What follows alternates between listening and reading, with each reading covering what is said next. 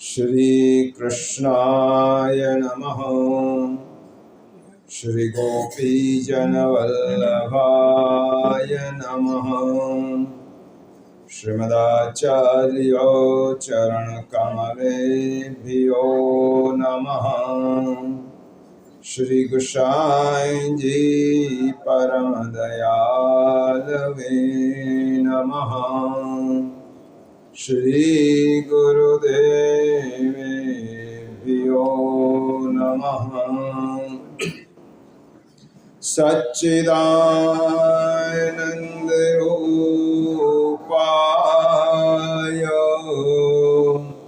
विश्वोत्पत्त्यादिहेतवे तापत्रय विनाशाय श्री कृष्णाय वयं नुमः।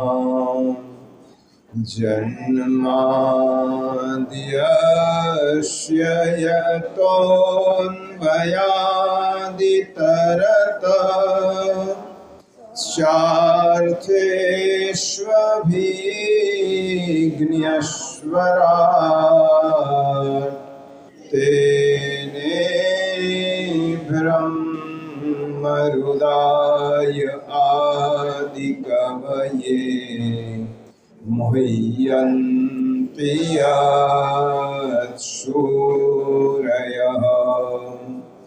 तेजो वारिमृदां यथा विनिमयो यत्र त्रिसर्गो मृषा धाम्ना स्वेन सदा निरस्तकुहकम् सत्यं परं धीमहि। अज्ञानतिमिरान्धस्य ज्ञानाञ्जनशलाकया चक्षुरुन्मीलितं येन तस्मै श्री गुरवे नमः। तस्मै श्री गुरवे नमः। योऽन्तः प्रविश्य मम वाचमिमं प्रसूप्तां सञ्जीवयत्यखिलशक्तिधरस्वधाम्नाम् अन्यांश्च हस्तचरणश्रवणत्वगादीन् प्राणान्नमो भगवते पुरुषाय तुभ्यं। भूतैर्महद्भिर्य इमा पुरो विभो निर्मायसेते यदमुषु पूरुषः। भुङ्क्ते गुणान् षोडशोडशात्मकम् षोलङ्कृशिष्टैर्भगवान् वचांसि मे। बोलिए श्री गोवर्धन नाथ की जय। श्री वल्लभाधीश की जय। श्याम सुंदर श्री यमुने महारानी की जय। श्री गोसाई जी परम दयाल की जय। श्री गोकुलनाथ की जय। श्री हरिराय महाप्रभु की जय। श्री भागवत भगवान की जय। बोलिए श्री गिरिराज धरण की जय। राधे कृष्ण गोविंद गोपाल राधे माधवा। राधे कृष्ण गोविंद गोपाल राधे माधवा। राधे कृष्ण गोविंद गोपाल राधे माधवा राधे कृष्ण गोविंद गोपाल राधे माधवा राधे कृष्ण गोविंद गोपाल राधे माधवा राधे कृष्ण गोपाल राधे माधवा राधे कृष्ण गोविंद गोपाल राधे माधवा राधे गोपाल राधे माधवा गोपाल राधे माधवा गोपाल राधे गोपाल राधे माधवा गोपाल राधे माधवा राधे कृष्ण गोविंद गोपाल राधे माधवा राधे कृष्ण गोपाल राधे माधवा राधे कृष्ण गोविंद गोपाल राधे माधवा राधे कृष्ण गोपाल राधे माधवा गोविंद राधे माधवा गोविंद राधे गोविंद राधे माधवा गोविंद राधे माधवा राधे कृष्ण गोविंद गोपाल राधे माधवा राधे कृष्ण गोविंद गोपाल राधे कृष्ण गोविंद गोपाल राधे माधवा राधे कृष्ण गोपाल राधे माधवा राधे कृष्ण गोविंद गोपाल राधे माधवा राधे कृष्ण गोविंद राधे माधवा राधे कृष्ण गोविंद गोपाल राधे माधवा बोले श्री बाल कृष्ण लाल की जय।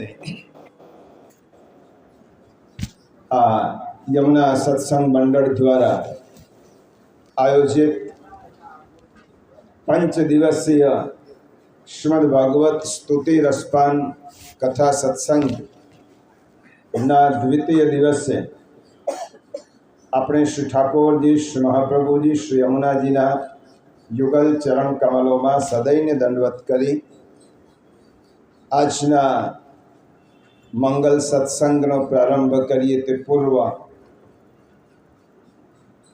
આ મંડળને ખૂબ ખૂબ અભિનંદન કે તેમને આ એક સૂક્ષ્મ વિષય આયોજકોને અભિનંદન સુરેશભાઈ નિકુંજબેન કે સૂક્ષ્મ વિષયને પસંદ કરે કદાચ આ પ્રકારના વિષયની કથા આજ પર્યંત કોઈ જગ્યાએ થઈ નહીં કારણ કે સ્તુતિમાં કોને રસ હોય સ્તુતિ શ્રીમદ ભાગવત તો સ્તુતિ ગ્રંથ છે અલબત્ત સત્સંગમાં આ વિષયો લઈ શકાય છે પૂર્વકાળમાં લીધેલા છે ગોસ્વામી બાળકો સહિત કેટલાય વિદ્વજ્જનોએ પરંતુ 5 દિવસીય કથા સ્તુતિપરક સંદર્ભમાં જ ગોઠવવી એ તમારા સૌની જિજ્ઞાસા અને તમને જે શ્રીમદ ભાગવતના રહસ્યને જાણવાની જે આતુરતા છે એ દર્શાવે છે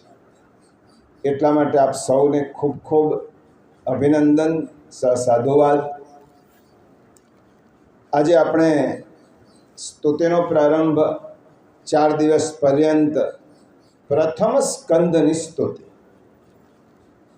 પહેલા તો શ્રીમદ ભાગવતનું બીજું નામ જ છે સ્તુતિ ગ્રંથ ભાગવતના ઘણા નામો પૈકી એક નામ છે શ્રીમદ ભાગવત તો સ્તુતિ ગ્રંથ છે એમાં વિવિધ પ્રકારની 27 થી 28 સ્તુતિઓ એકંદરે લગભગ શ્રીમદ ભાગવતમાં છે। આપણે પ્રથમ સ્કંદની સ્તુતિ સામાન્યતઃ શ્રીમદ ભાગવતની 7 દિવસીય કથામાં પ્રથમ સ્કંદ એ કારણ કે 12 સ્કંદ સુધીની યાત્રા હોય અને એમાં પ્રથમ સ્કંદના કે કોઈ પણ સ્કંદના બધા જ વિષયો પર વિગતે ચર્ચા કરવી એ કોઈ પણ વક્તાને બહુ ઓછી તક મળે છે. પરંતુ પ્રથમ સ્કંદ જ નહીં પણ પ્રથમ સ્કંદમાં આવતી સ્તુતિ એટલે ખૂબ સુંદર વિષય છે અને ઘણું બધું તેમાંથી આપણે શ્રી વલ્લભની કૃપાથી પ્રાપ્ત કરી શકીશું. સ્તુતિ શબ્દને પહેલાં સમજી લઈએ. આપણે ત્યાં બે શબ્દ પ્રયોગ થાય છે, પ્રાર્થના અને સ્તુતિ. સર્વસામાન્ય લોકો પ્રાર્થના અને સ્તુતિ આ બંનેનો એક જ અર્થ કરતા હોય છે. પ્રાર્થના જુદી વસ્તુ છે, સ્તુતિ જુદી વસ્તુ છે. પ્રાર્થના અને સ્તુતિમાં તાત્વિક ભેદ છે. અલબત્ત બંનેમાં ભગવાનની જ વાતો છે, પરંતુ તેમાં જે ભાવનાત્મક ભેદ છે એ આપણે જ્યારે સ્તુતિ કથાનું રસપાન કરી રહ્યા છીએ ત્યારે સ્તુતિ કોને કહેવાય, સ્તુતિ શા માટે જરૂરી છે, પુષ્ટિમાર્ગીય વૈષ્ણવજનોએ પ્રાર્થના કરવી કે સ્તુતિ કરવી, આ બે વસ્તુ આપણે સમજી લઈએ. ઘણી વખત આપણે આ બંનેમાંથી પસાર થતા હોઈએ છીએ, પ્રાર્થના કે સ્તુતિ બંનેમાંથી. પ્રાર્થનામાં પરમ પિતા પરમેશ્વર પાસે આપણે કંઈક માંગી રહ્યા છીએ. પ્રાર્થના શું છે એનો સંસ્કૃત અર્થ જ થયો પ્રકૃષ્ટેન અર્થના. ભલે આપણી માગણી ઊંચી છે, પરંતુ પ્રકૃષ્ટ ઉચ્ચ પ્રકારની માગણી પણ પ્રાર્થનામાં હોય છે. કારણ કે અર્થના શબ્દનો સંસ્કૃત અર્થ થયો કે કોઈ પાસેથી આપણને કંઈ અપેક્ષા હોય એને અર્થના કહેવાય.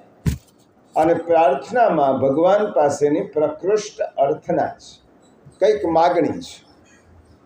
એવો સમય આવે કે આપણને અપેક્ષા હોય, આપણને આકાંક્ષા હોય, આપણને એમ લાગે કે ભગવાન સિવાય મારો કોઈ આશરો નથી, કોઈ સહારો નથી.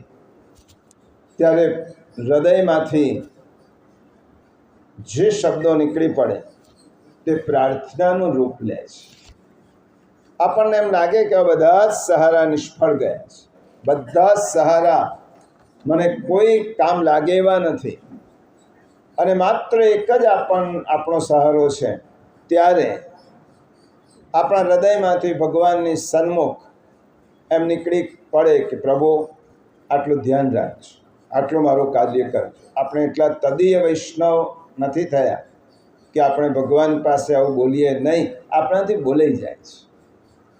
ભગવાન હવે ક્યાં સુધી કસોટી કરશું, ક્યાંક તો અંત લાવો, એમ આપણે જીવ બુદ્ધિ છે, આપણાથી બોલાઈ જાય.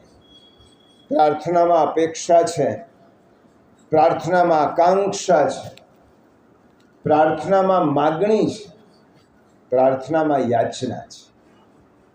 કંઈક તો માંગીએ જ છીએ ભગવાન પાસે પ્રાર્થના કરીએ ત્યારે, અને આપણો નિજી સ્વાર્થ છે.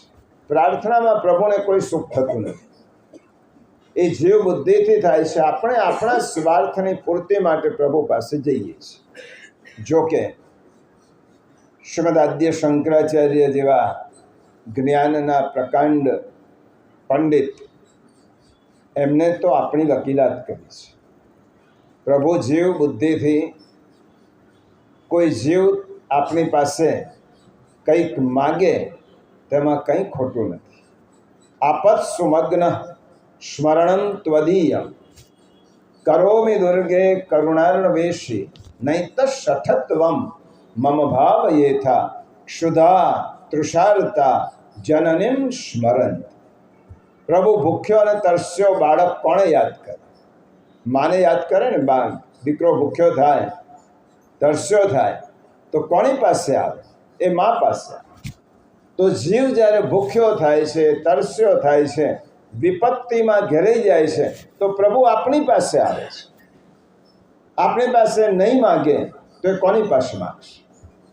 એટલા માટે એમને આપણી વકીલાત કરી છે કે જીવ બુદ્ધિથી કોઈક આપણી પાસે આવે, યાચના કરે, માગણી કરે, આપણી પાસે નહીં જાય તો એનું શરણ કોની પાસે જશે? આ પણ એક ઉચ્ચતમ ભક્તની વાત છે. જેને બધા જ પાસે માગવું છે એની વાત નથી, જેને માત્ર પ્રભુની પાસે જ માગવું છે એની વાત છે. આપણી વસ્તુ જુદી છે. આપણા માટે તો જે આપે તે આપણો ભગવાન.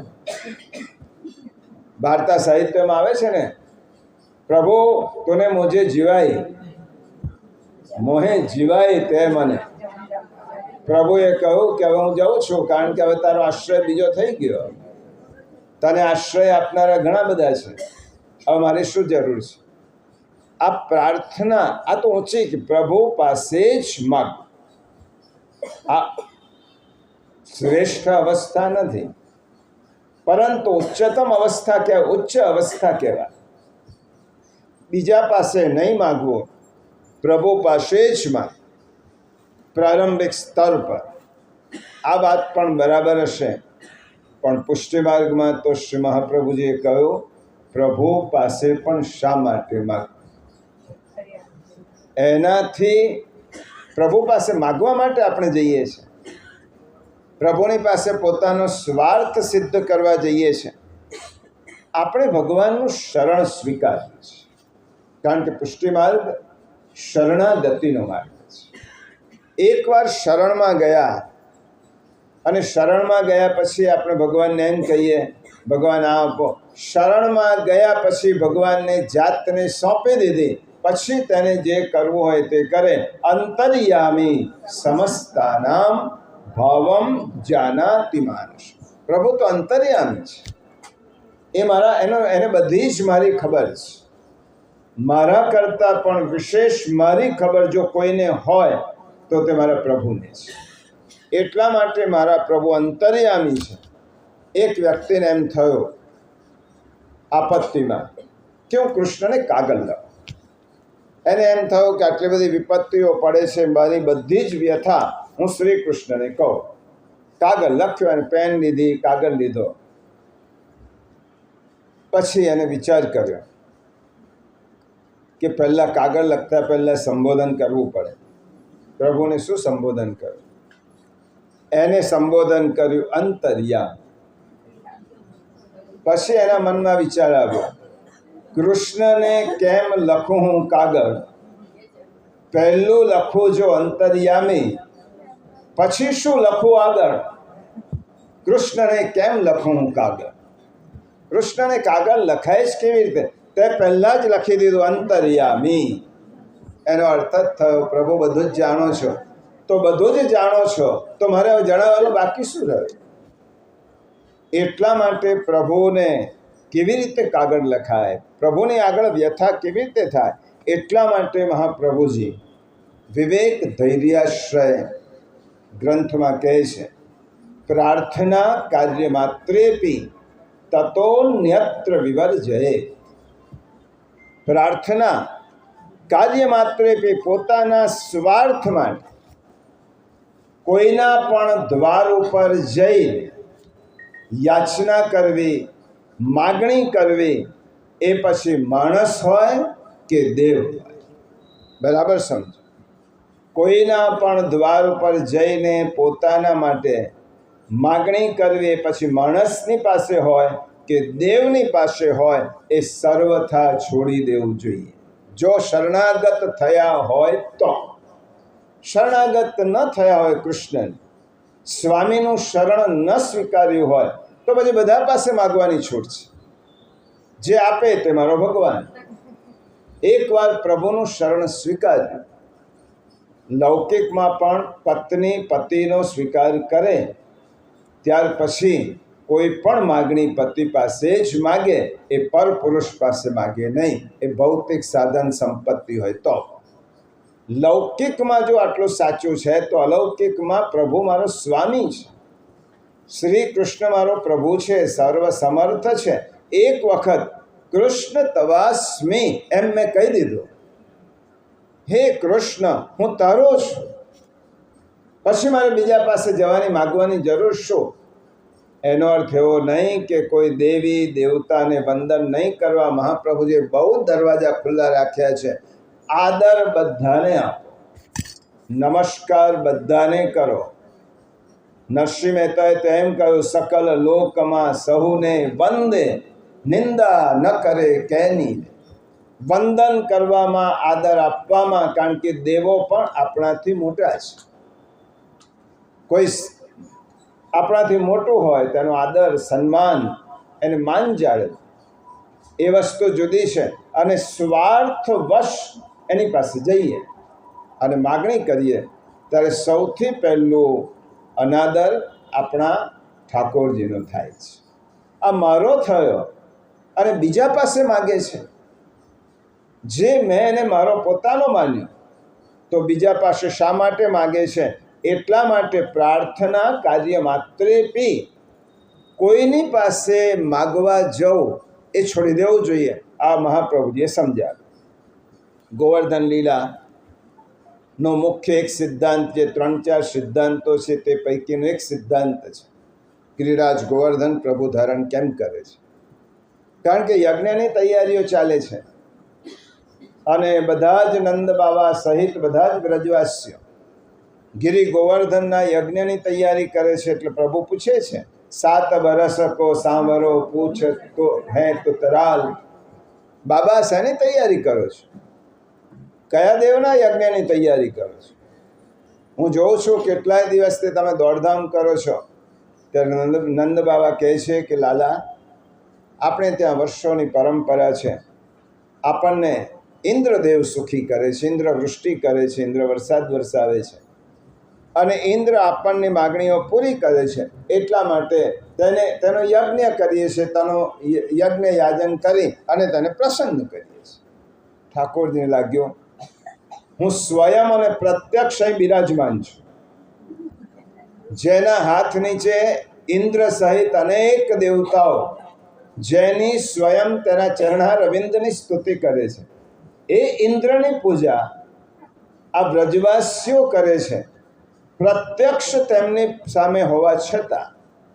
અને ઠાકોરજીએ આ તેમનો અન્યાશ્રય છોડાવ્યો છે. ઇન્દ્રનો માન મર્દન કર્યું છે, બંને પર કૃપા કરી છે. ઇન્દ્રનો અપમાનિત નથી કર્યા પ્રભુએ, ઇન્દ્રનું માન મર્દન કર્યું છે અને એના ઉપર પણ કૃપા કરી છે કે તમે તમારી મર્યાદામાં રહેશો, તમારું સન્માન વધશે. પરંતુ સ્વયં ઈશ્વર બનવા જશો તો એ મર્યાદાનો ભંગ થાય છે અને બ્રજવાસીઓનો અન્યાશ્રય પ્રભુએ છોડાવ્યો છે. એટલા માટે પ્રાર્થના એ પોતાના માટે ક્યારેય પ્રાર્થના કરવી ખોટી નથી. જો કોઈ ગેરસમજ ન કરે, પ્રાર્થના એના સ્વતઃ શ્રેષ્ઠ વસ્તુ છે. પણ પ્રાર્થનાનો નિયમ આપણને ખબર નથી. પ્રાર્થના હંમેશા બીજા માટે કરો.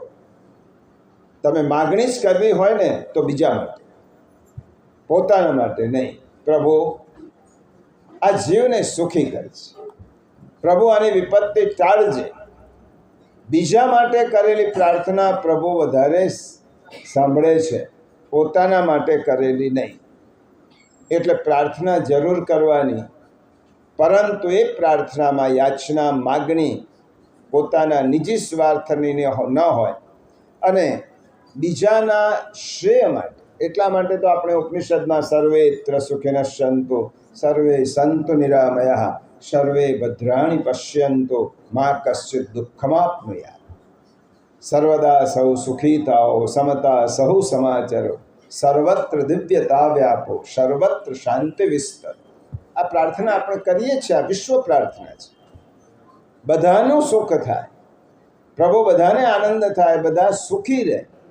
એ પ્રાર્થના નિત્ય બોલવાની આપણે ઉપનિષદનો આદેશ.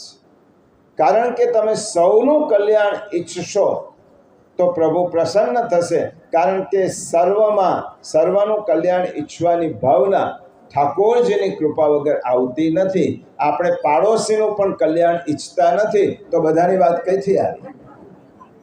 સર્વનું કલ્યાણ થાય એ ભાવના આપણામાં આવવી જોઈએ.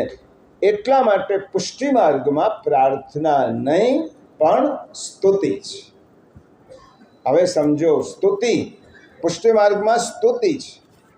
સ્તુતિમાં શું છે કે ઈશ્વરના સ્વરૂપને આપણે યાદ કરીએ છીએ. જો માગણી નથી, પ્રભુના સ્વરૂપનું સ્મરણ કરીએ છીએ. જે પ્રભુ આપણા પર કૃપા વરસાવે છે એ કૃપાનું સ્મરણ કરીએ છીએ.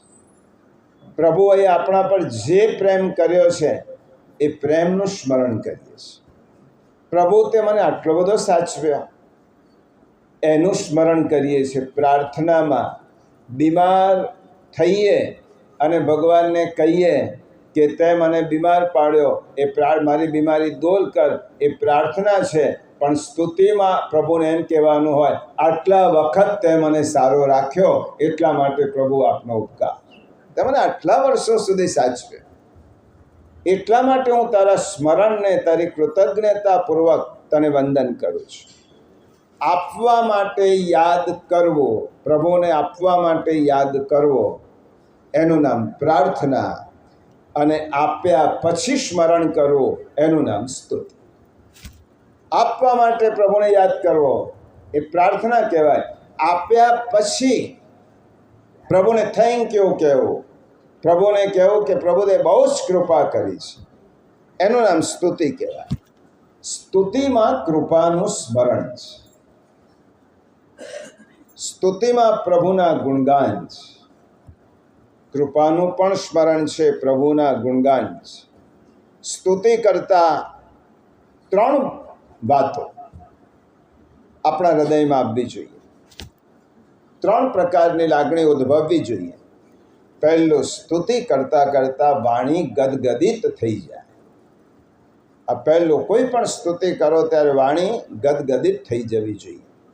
બીજું, શરીર પુલકિત થઈ જાય.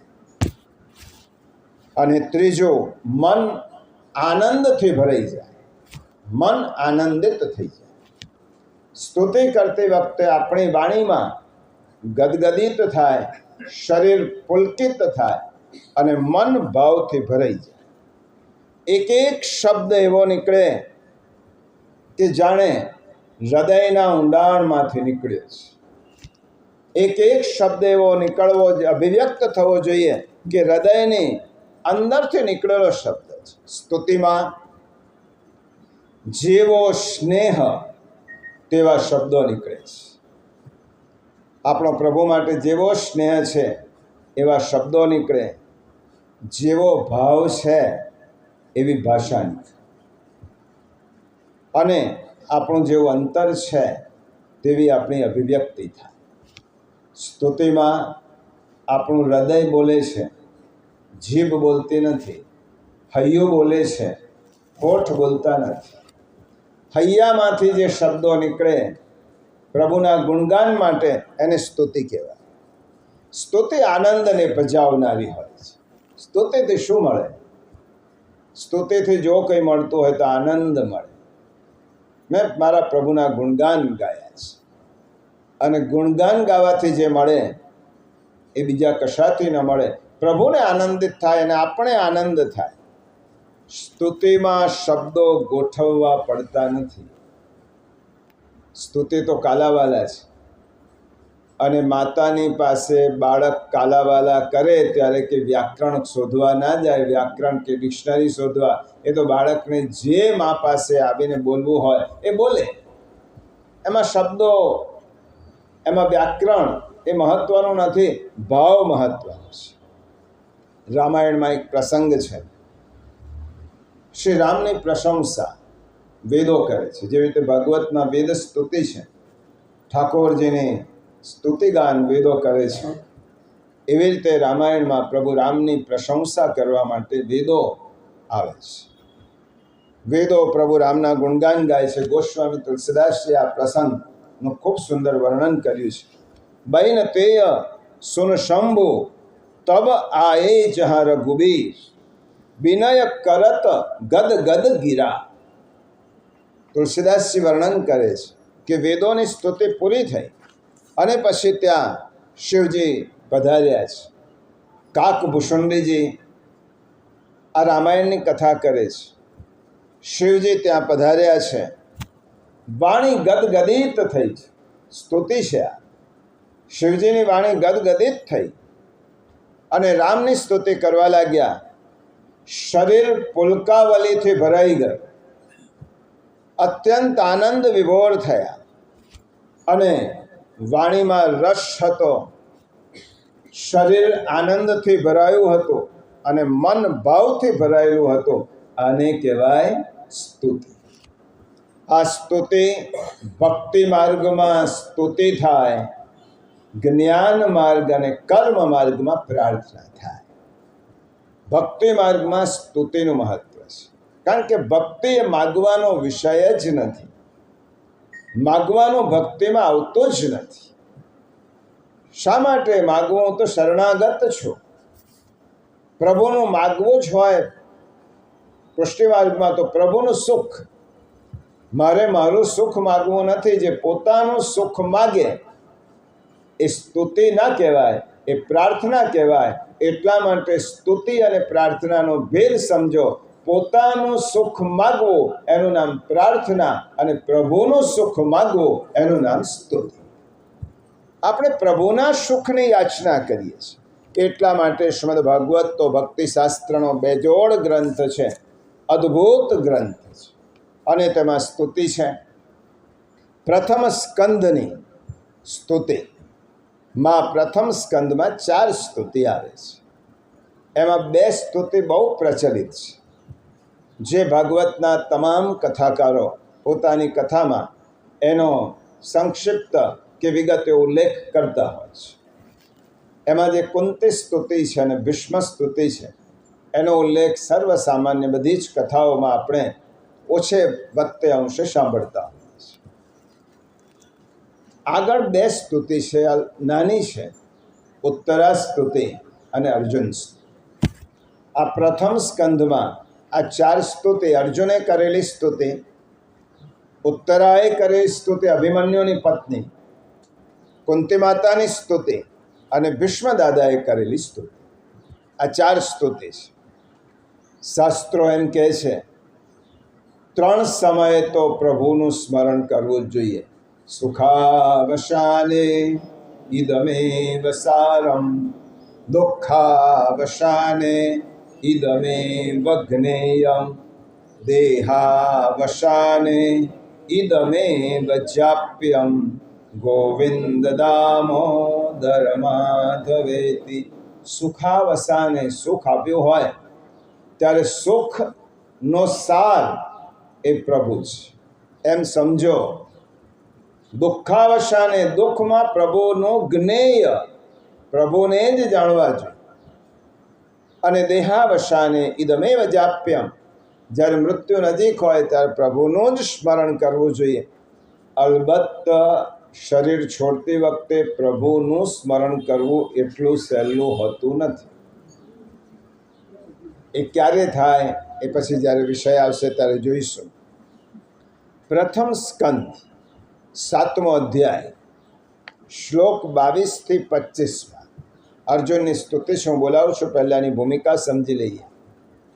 આમ તો અર્જુનની સ્તુતિ શ્રીમદ ભગવદ્ ગીતામાં પણ ખૂબ સુંદર છે.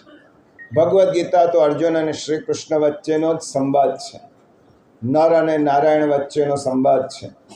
એટલા માટે અર્જુન સિવાય કોઈ પણ સ્તુતિ ભગવદ્ ગીતામાં પ્રભુની કરે નહીં. એટલા માટે અર્જુનની તો ખૂબ સુંદર 11મા અધ્યાયમાં મહાત્મ્યનું વર્ણન કર્યું છે. શરણાગતિ છે, ક્ષમાપના છે. એ આજે વિષય નથી.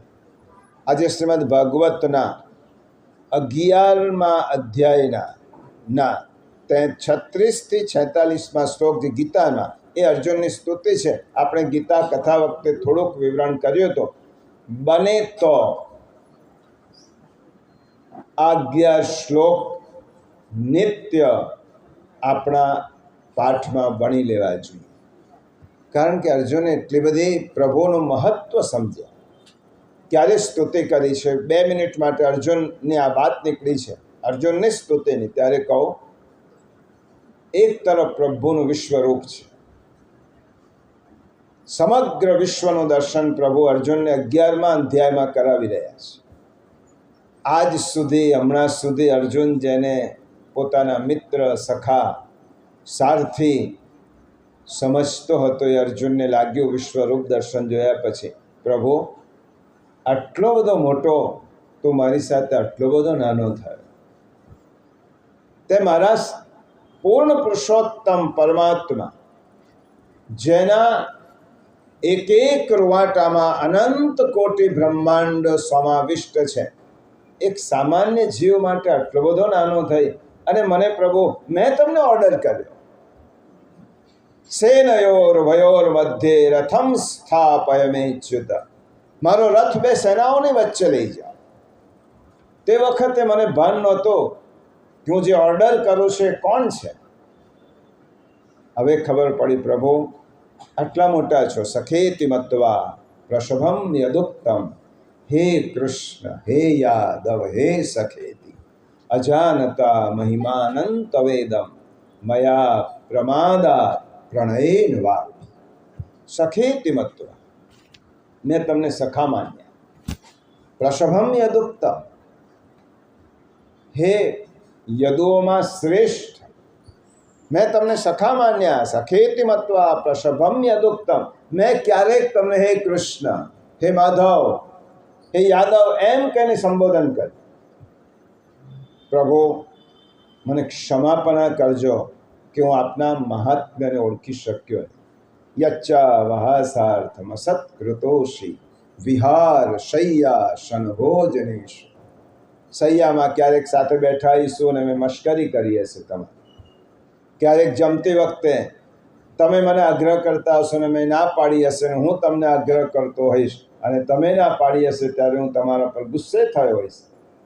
પ્રભુ યચ્છા વહાસાર્થમ સત્કૃતોષી વિહાર, ક્યાંક ભ્રમણ કરવા જતા આવીશ અને ક્યાંક આપણા આગળ મેં ઉદ્ધતાઈ મારી મોટાઈની વાતો કરી હશે.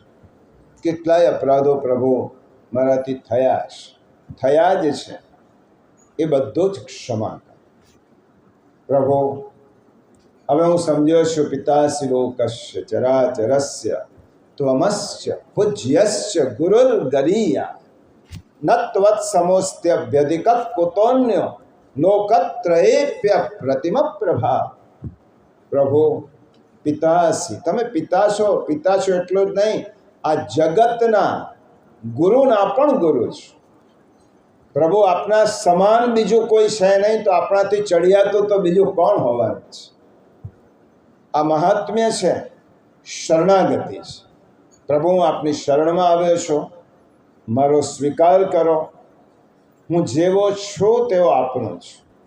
આ શ્રીમદ ભગવદ્ ગીતાની શરણાગતિની સ્તુતિ છે, અદ્ભુત સ્તુતિ છે.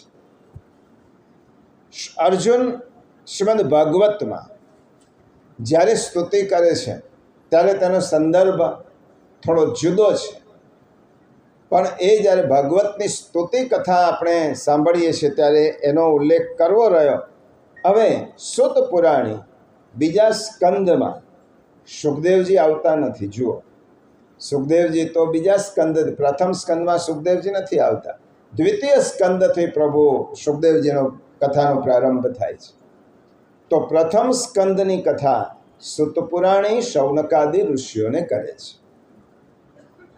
પરીક્ષિત અને સુખદેવજીનો જે ઉપદેશ છે પરીક્ષિતને સંભળાવવા માટે, એની ભૂમિકા રૂપે એમાં સુખદેવજીનું મહાત્મ્ય, પરીક્ષિતની જન્મકથા, આ બધું જ પ્રથમ સ્કંદમાં આવે છે. હવે એ જ્યારે કહેવું હોય ત્યારે મહાભારતનો સંદર્ભ લેવો પડે. એટલા માટે સુત પુરાણી મહાભારતનો સંદર્ભ લઈ અને આ કથા કરે છે. યદા મૃધે કૌરવ શૃંજયાનામ વીરેશ્વતો વીર ગતિમ ગતેષુ. આ સ્તુતિનો શ્લોક નથી, આ ભાગવત છે. હજી ભૂમિકા છે, પછી સ્તુતિ આવશે. વીરેશ્વતો વીર ગતિમ ગતેષુ વૃકોદરા વિદ્ધ ગદા વિમર્શમ ભગ્નો રુદંડે ધૃતરાષ્ટ્રપુત્રે.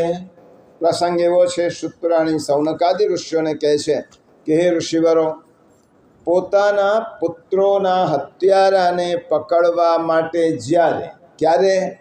જ્યારે અશ્વત્થામાએ દ્રૌપદીના 5 પુત્રોને મારી નાખ્યા છાવણીમાં જઈને કપટથી, ત્યારે સવારે ખબર પડી કોણે માર્યા છે. ખબર અશ્વત્થામાને પકડવા માટે જ્યારે અર્જુન જાય છે, કવચ ધારણ કર્યું છે અને હાથમાં કઠોર ધનુષ્ય લઈને અર્જુન પ્રતિજ્ઞા કરે છે. આ ભાગવતનો પ્રસંગ છે.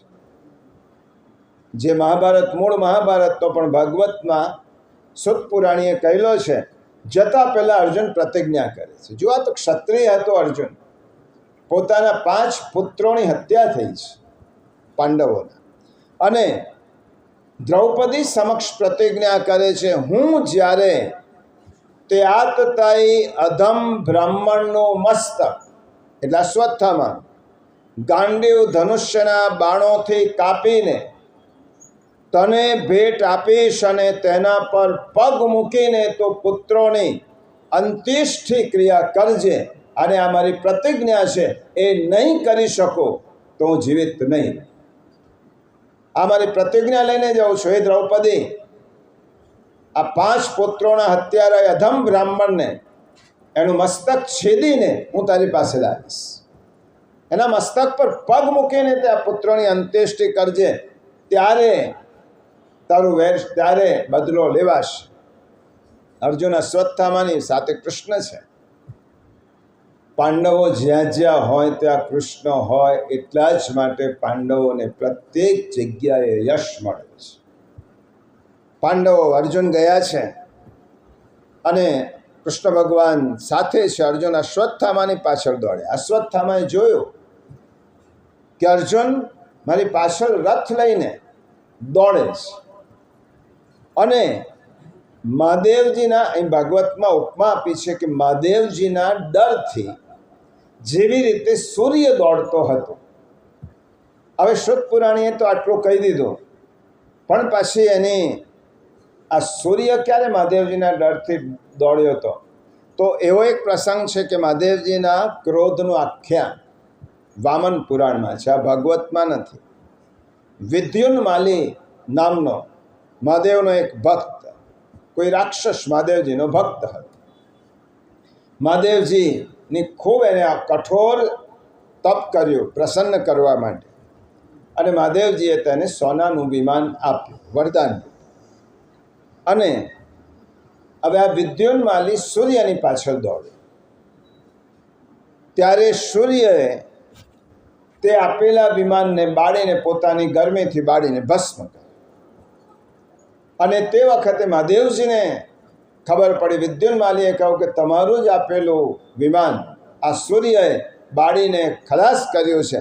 એટલે મહાદેવજી આ વાત સાંભળી ક્રોધ આવ્યો, હાથમાં ત્રિશૂળ લીધો અને સૂર્યની પાછળ મહાદેવજી પડ્યા કે હમણાં સૂર્યને ખતમ કરું. અને મહાદેવજીને ક્રોધ એવો આવ્યો કે તે સૂર્ય અગ્નિમાં બળતો બળતો તે સૂર્ય બનારસ કાશીમાં જઈને પડ્યો. તેને લોલાર્ક તીર્થ ક્ષેત્ર કહેવાય, આજે કાશીમાં છે. એટલા માટે સુતપુરાણીએ ઉપમા આપી કે જેવી રીતે મહાદેવજીના ડરથી સૂર્ય દોડ્યો હતો, એમ અર્જુનને જોઈને અશ્વત્થામા દોડવા લાગ્યો. આ ઉપમા આપે છે. દોડતા દોડતા એને એમ હતું કે અને મારીશ જ, અને અર્જુન હવે મને છોડવાનો નથી. અર્જુનને દોડતો જઈ બ્રાહ્મણ પુત્ર અશ્વત્થામા હવે વિચાર કરે છે કે મારા પ્રાણ બચાવવા હવે મુશ્કેલ છે, કોઈ ઉપાય નથી. કારણ કે અર્જુનનું જે સ્વરૂપ જોયું એના પરથી લાગ્યું કે હું નહીં બચી શકું. અને રથને જોડેલા ઘોડાઓની વેગ જોઈ અશ્વત્થામા વધારે ગભરાયો. એને થયું કે હવે એક જ ઉપાય છે, મારા હાથમાં બ્રહ્માસ્ત્ર છે, પ્રયોગ. જે ગુરુ દ્રોણે પોતાના પુત્ર અશ્વત્થામાને અડધી વિદ્યા શીખવાડી, પૂરી વિદ્યા અર્જુનને શીખવાડી. શા માટે આગળ પ્રસંગ આવશે ત્યારે કહીશું.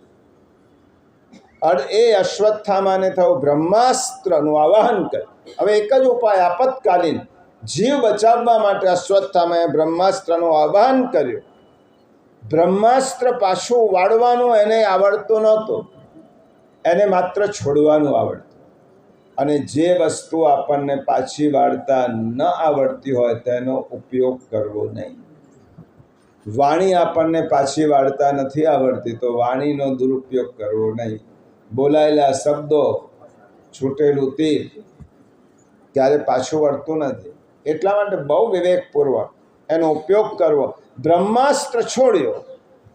બ્રહ્માસ્ત્ર બે પ્રકારના છે, નિવર્તીય બ્રહ્માસ્ત્ર અને અનિવર્તીય બ્રહ્માસ્ત્ર, જેને આધ્યાત્મિક અને અધિદૈવિક બ્રહ્માસ્ત્ર પણ કહેવાય. અશ્વત્થામાએ પ્રયોગ કર્યો છે. આધ્યાત્મિક બ્રહ્માસ્ત્ર પાછું વાળી શકાય એવું નથી, અને તે જે હેતુથી પ્રારંભ કર્યો હોય, છોડ્યો હોય, એ હેતુ પૂર્ણ જ કરે. હવે જુઓ, બ્રહ્માસ્ત્રથી અર્જુનનો આ છેલ્લું શસ્ત્ર હતું અશ્વત્થામા. અર્જુનનો વધ થવાનો હતો બ્રહ્માસ્ત્ર, અને અનિવર્તીય બ્રહ્માસ્ત્રને પાછું વાળવાની શક્તિ ઈશ્વર સિવાય કોઈનામાં નથી. અને જે અર્જુનની સાથે હતી. અર્જુન શા માટે સ્તુતિ કરે છે એની ભૂમિકા સમજો. પ્રભુ અર્જુનની સાથે હતા અને બ્રહ્માસ્ત્ર છોડ્યું છે. પાછું દ્રોણાચાર્ય અશ્વત્થામાને આ અધૂરી વિદ્યા શીખવી. પહેલી વસ્તુ, યોગ્ય વ્યક્તિને જ યોગ્ય વસ્તુ આપી શકાય. સુભાષિતકાર કહે છે, અશ્વમ શસ્ત્રમ શાસ્ત્રમ વીણા વાણી નરશ્ચ નારીશ્ચ પુરુષ વિશેષમ પ્રાપ્ય ભવંતી યોગ્યતા અયોગ્યતાશ્ચ. ઘોડા ઉપર જેને સવાર થતા આવડતું હોય એને જ ઘોડા ઉપર બેસાડી શકાય, નહીં તો એ ઘોડાને ના લઈ જાય, ઘોડો એને લઈ જાય. શસ્ત્રમ એટલા માટે લાયસન્સ હોય છે. શસ્ત્રનું લાયસન્સ કેમ સરકાર આપે છે? શસ્ત્ર અધિકારીને અપાય, કારણ કે જેનો જ્યાં ત્યાં ઉપયોગ ન થાય. શાસ્ત્રમ એવી રીતે કોઈ પણ શાસ્ત્ર એ અધિકારીને અપાય. પ્રિયજનો, બહુ આડ વાત કરી દઉં અને સંદર્ભમાં, આપણે ત્યાં કોઈ પણ વર્ણ ઊંચો કે નીચો ગણેલો નથી, પરંતુ જ્યારે શાસ્ત્રની વાત આવે ત્યારે આપણા ઋષિમુનિઓએ કહ્યું છે કે શાસ્ત્રનો ઉપદેશ બ્રાહ્મણ સિવાય કોઈ ન આપી શકે, કારણ કે બ્રાહ્મણને તે પ્રકારની યોગ્યતા એને પ્રાપ્ત કરેલી હોય. શાસ્ત્ર માટે પણ કેટલીક મર્યાદાઓ છે. બધા જ બ્રાહ્મણ નહીં, પાછું એની પણ મર્યાદા શાસ્ત્રએ નક્કી કરી છે. અશ્વમ શસ્ત્રમ શાસ્ત્રમ વીણા વાણી, પુરુષ અને સ્ત્રી યોગ્ય વ્યક્તિને જોઈને જ તેને આપવા કે જેથી તેનો દુરુપયોગ ન થઈ શકે. પરંતુ દ્રોણાચાર્ય એ વિચાર્યું જ નહીં. મમત્વને કારણે અશ્વત્થામાને આ વિદ્યા શીખવાડી અને બ્રહ્માસ્ત્ર પાછું વાળવાનું જ્ઞાન ન હોવાને કારણે હવે વિચાર કરવા લાગ્યા. બ્રહ્માસ્ત્ર છોડ્યો, છૂટી ગયો, અને હવે તે બ્રહ્માસ્ત્ર અર્જુને જોયું. ક્ષત્રિય હતો, સમજી ગયો અનિવર્તીય બ્રહ્માસ્ત્ર છે, આનો પ્રયોગ હું બ્રહ્માસ્ત્રથી નહીં કરી શકું. હવે એને છેદવું મુશ્કેલ છે. હવે એનો એક જ ઉપાય છે, પ્રભુ જ તેને પાછું વાળી શકે, બાકી બીજા કોઈનું સામર્થ્ય નથી. અને તે જ રૂપે પ્રાણને નષ્ટ કરવા માટે અર્જુને જ્યારે બ્રહ્માસ્ત્ર જોયું ત્યારે 7મા અધ્યાયમાં પ્રથમ સ્કંદમાં અર્જુને સ્તુતિ કરી છે.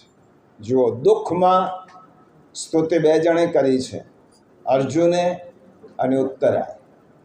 સુખમાં સ્તુતિ કરી છે કુંતી માતાએ, અને દેહાવસાન સમયે સ્તુતિ કરી છે ભીષ્મ પિતા.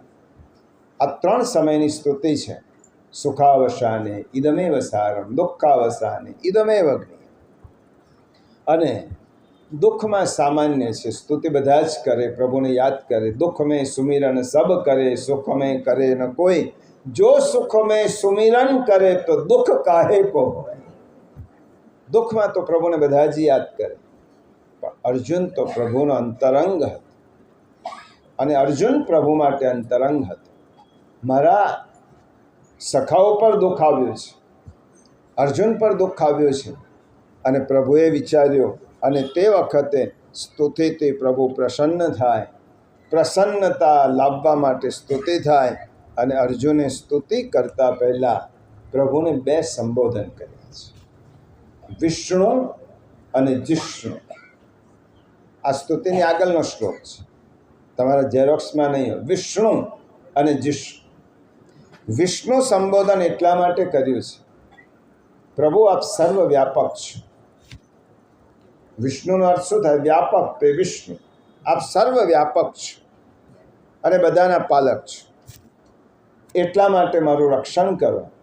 અને જિષ્ણુ એટલા માટે પ્રભુ માટે વાપર્યો, પ્રભુ મને જીત અપાવો.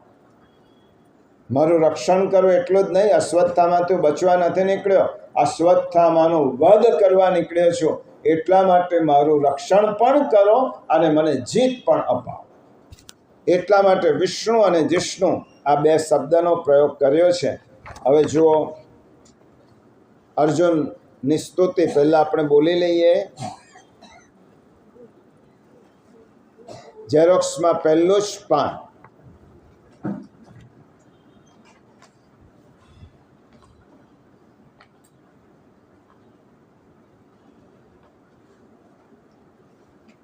કૃષ્ણ કૃષ્ણ મહાબાહો ભક્તાનામ ભયંકર ત્વમેકો દય્યમાનાના अपवर्गोऽसि संश्रुतेः त्वमाद्यः पुरुषः साक्षात् ईश्वरः प्रकृतेः परः मायां व्युदस्य चिच्छक्त्या कैवल्ये स्थितात्मनि स एव जीवलोकस्य मायामोहितचेतसः विधत्सेष्वेन वीर्येण श्रेयो धर्मादिलक्षणं तथायं चावतारस्ते भारजिहीर्षया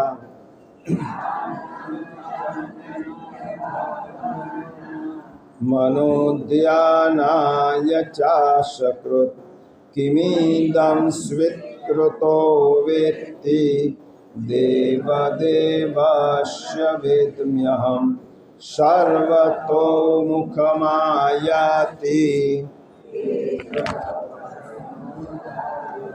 पहलो श्लोक अर्जुन कैसे कृष्ण कृष्ण महाभाग महाबाहो. महाभाग शब्द पाछो गोवर्धन लीला. कृष्ण कृष्ण महाभाग त्वन्नाथम गोकुलम प्रभु. એ પણ વ્રજવાસીઓ સ્તુતિ કરે છે. અહીંયા કૃષ્ણ કૃષ્ણ મહાબાહો, હે કૃષ્ણ. કૃષ્ણ કૃષ્ણ મહાભાગ ભક્તોના અભયંકર દગ્ધ થાતા જીવો કેરા મુક્તિદા આપ કેવળ. એનો સમજ શ્લોકી છે. એ જ અર્થ છે, હે કૃષ્ણ હે મહાબાહો, મુક્તિદા આપ કેવળ સંસારથી બળનારાઓને આપ કેવળ મુક્તિ આપનારા છો. હે કૃષ્ણ આપની ક્રિયાશક્તિ અનંત છે. હું જાણું છું બીજાઓને તો ભય ઉપસ્થિત થયા પછી આપ તેનું રક્ષણ કરો છો, પરંતુ ભક્તોને ભય આવતા પહેલાં એનું રક્ષણ કરો છો. એટલા માટે પોતાના ભક્તોને ભયથી મુક્ત રાખો છો. પ્રભુ, મોટી આગ છે જન્મ અને મરણની, સંસારની આગમાંથી જો ઉગારનાર જો કોઈ હોય તો તે આપ જ છો. અહીંયા અર્જુને કૃષ્ણ 2 વાર સંબોધન કર્યું છે. પહેલું કારણ, અર્જુનને પ્રભુ પાસેથી 2 કાર્ય સિદ્ધ કરાવવા છે. આવેલા બ્રહ્માસ્ત્રને પાછું કાઢવું છે, અને બીજું પોતે અશ્વત્થામાને પ્રતિજ્ઞા કરીને અર્જુન આવેલા છે અશ્વત્થામા ઉપર જીત મેળવી તેનું મસ્તકનું છેદન કર્યું છે. આ પહેલું કારણ. કૃષ્ણ કૃષ્ણ બે વાર સંબોધન છે. જો વ્રજવાસીઓ પણ કૃષ્ણ કૃષ્ણ મહાબાહો સંબોધન કરે છે. જ્યારે આપણે વિપત્તિમાં હોઈએ ને ત્યારે શબ્દ બે વાર નીકળે. બચાવો બચાવો નીકળે છે બે વાર શબ્દ. કોઈ પણ વિપત્તિમાં હોય ત્યારે એક વસ્તુ બે વાર બોલાય, કૃષ્ણ કૃષ્ણ, હે કૃષ્ણ કૃષ્ણ. પહેલો આદરથી બોલ્યા અર્જુન, અને બીજો ભયથી બોલ્યા. પહેલો કૃષ્ણ આદરથી અને બીજો શબ્દ કૃષ્ણ વાપર્યો ભયથી. પૂતના ને જ્યારે પ્રભુ એનું સ્તનનું પાન કરે છે ત્યારે છોડાવવા માટે પૂતના કહે છે, સા મંચ મંચાલમિત પ્રભાષિણી, હે બાળક મને છોડ છોડ. આ પણ બે વાર બોલી. એટલા માટે મહાબાહુ પદ પ્રભુને અર્જુને બે વાર સંબોધન કર્યું છે, આદરથી અને ભયથી. મહાબાહુ શબ્દ વાપર્યો પ્રભુની ક્રિયાશક્તિ. મહાબાહુ શબ્દ ગીતામાં ઘણી વખત પ્રયોજાય છે. પ્રભુની ક્રિયાશક્તિ અપૂર્વ છે. આ દુનિયામાં કોઈની ક્રિયાશક્તિ કરતાં પ્રભુ જે કર્મ કરે છે એમની ક્રિયા એ સર્વ સમર્થત્વ છે. પ્રભુની ક્રિયાશક્તિ કર્તુમ અકર્તુમ અન્યથા કર્તુમ સમર્થ ઈશ્વર છે. એટલા માટે તેની ક્રિયાશક્તિમાં કોઈ પણ પ્રકારનો થોડોક પણ અંશ માત્ર પણ ન્યૂનતા નથી. ભગવાન સર્વ જીવોનું પાલન કરે છે. એટલા માટે ભક્તોનું વિશેષ પાલન કરે. સર્વ જીવોનું પાલન તો પ્રભુ કરે જ છે, પરંતુ ભક્તાનામ અભયંકર, પરંતુ ભક્તોનું વિશેષ પાલન કરે છે. ભાગવતમાં કહ્યું છે, પ્રભુ તો ભક્તોના પક્ષપાતી છે. બીજા બધા ઉપર કરશે પણ પોતાના ભક્તનો પક્ષપાત પ્રભુને પહેલો થાય છે. આ મારો ભક્ત છે, એને મારું જ શરણ છે, એને બીજા કોઈનું શરણ નથી. એટલા માટે મારે એનું રક્ષણ કરવું જોઈએ. એટલા માટે અર્જુન પહેલા શ્લોકમાં કહે છે, પ્રભુ આપ ભક્તને પાસે ભયને આવવા જ નથી દેતા. એનું રક્ષણ કરવાની વાત તો પછી આવે, પણ ભયને ભક્તની પાસે ફરકવા જ નથી દેતા. એવા પ્રભુ આપ ભક્ત વત્સલ છો. ભય જેનાથી દૂર રહે એવો કૃપા કરો છો. એવાઓને કોણે પ્રભુ અર્જુન કહે છે, પ્રભુ ક્રોધનો અગ્નિ એવાને બાળે છે. એમનો સ્વભાવ એ લોકોને બાળે છે. એમનો અહંકાર એ લોકોને બાળે છે. એમનું વેર ઝેર એ લોકોને બાળે છે. એમની શત્રુતા એને બાળે છે કે જેને આપનું શરણ લીધું નથી. જેને આપણું શરણ લીધું એ આ બધાથી બળતો નથી, આ બધાથી ઉગરી જાય છે. પણ આ બધાથી સૌથી મોટો ડર હોય પ્રભુ તો જન્મ મરણ રૂપી દાહન છે. અર્જુને આ સ્તુતિ કરતાં કરતાં પાછી ફિલોસોફી તત્વજ્ઞાન, સૌથી મોટો ડર હોય તો જન્મ મરણ. હું મૃત્યુ પામીશ, ક્યાં જઈશ ખબર નથી, અજ્ઞાત લોકમાં અજાણ માણસો પાસે જવું પડશે, પાછું જવાનું, પાછું આવવાનું, પાછું જવાનું. પુનરપી જનનમ પુનરપી મરણમ પુનરપી જનની જઠરે શયનમ ઇય સંસારે ખલુ દુસ્તારે કૃપયા પાહી પાહી મુરારે ભજ ગોવિંદમ ભજ ગોવિંદમ ભજ ગોવિંદમ મૂઢ. આ તો પછી પ્રભુ આ મરણના બંધનમાંથી અને જન્મ મરણના ચક્રમાંથી છોડાવવા વાળા કેવળ આપ છો. શા માટે અર્જુને મૃત્યુ નજીક દેખાય છે, સામે જ મૃત્યુ છે. પ્રભુ આ જન્મ મરણના ચક્રમાંથી આપ છોડાવવા વાળા છો. ત્વમેકો અપવર્ગોષી, હું બીજા કોઈને જોતો નથી, તમે એક મોક્ષ રૂપ છો. પ્રભુ ગીતામાં તો તમે જ કહ્યું છે, મામુપેત્ય પુનર્જન્મ, હે મામુપેત્ય તું કૌંતેય પુનર્જન્મ ન વિદ્યતે. એકવાર મને પામ્યા પછી તેનો પુનર્જન્મ થતો નથી. તો પ્રભુ હું આપની શરણમાં આવ્યો છું. મને આમાંથી પ્રભુ બચાવો, મારું રક્ષણ કરો, એમ અર્જુન પહેલા શ્લોકમાં કહે છે.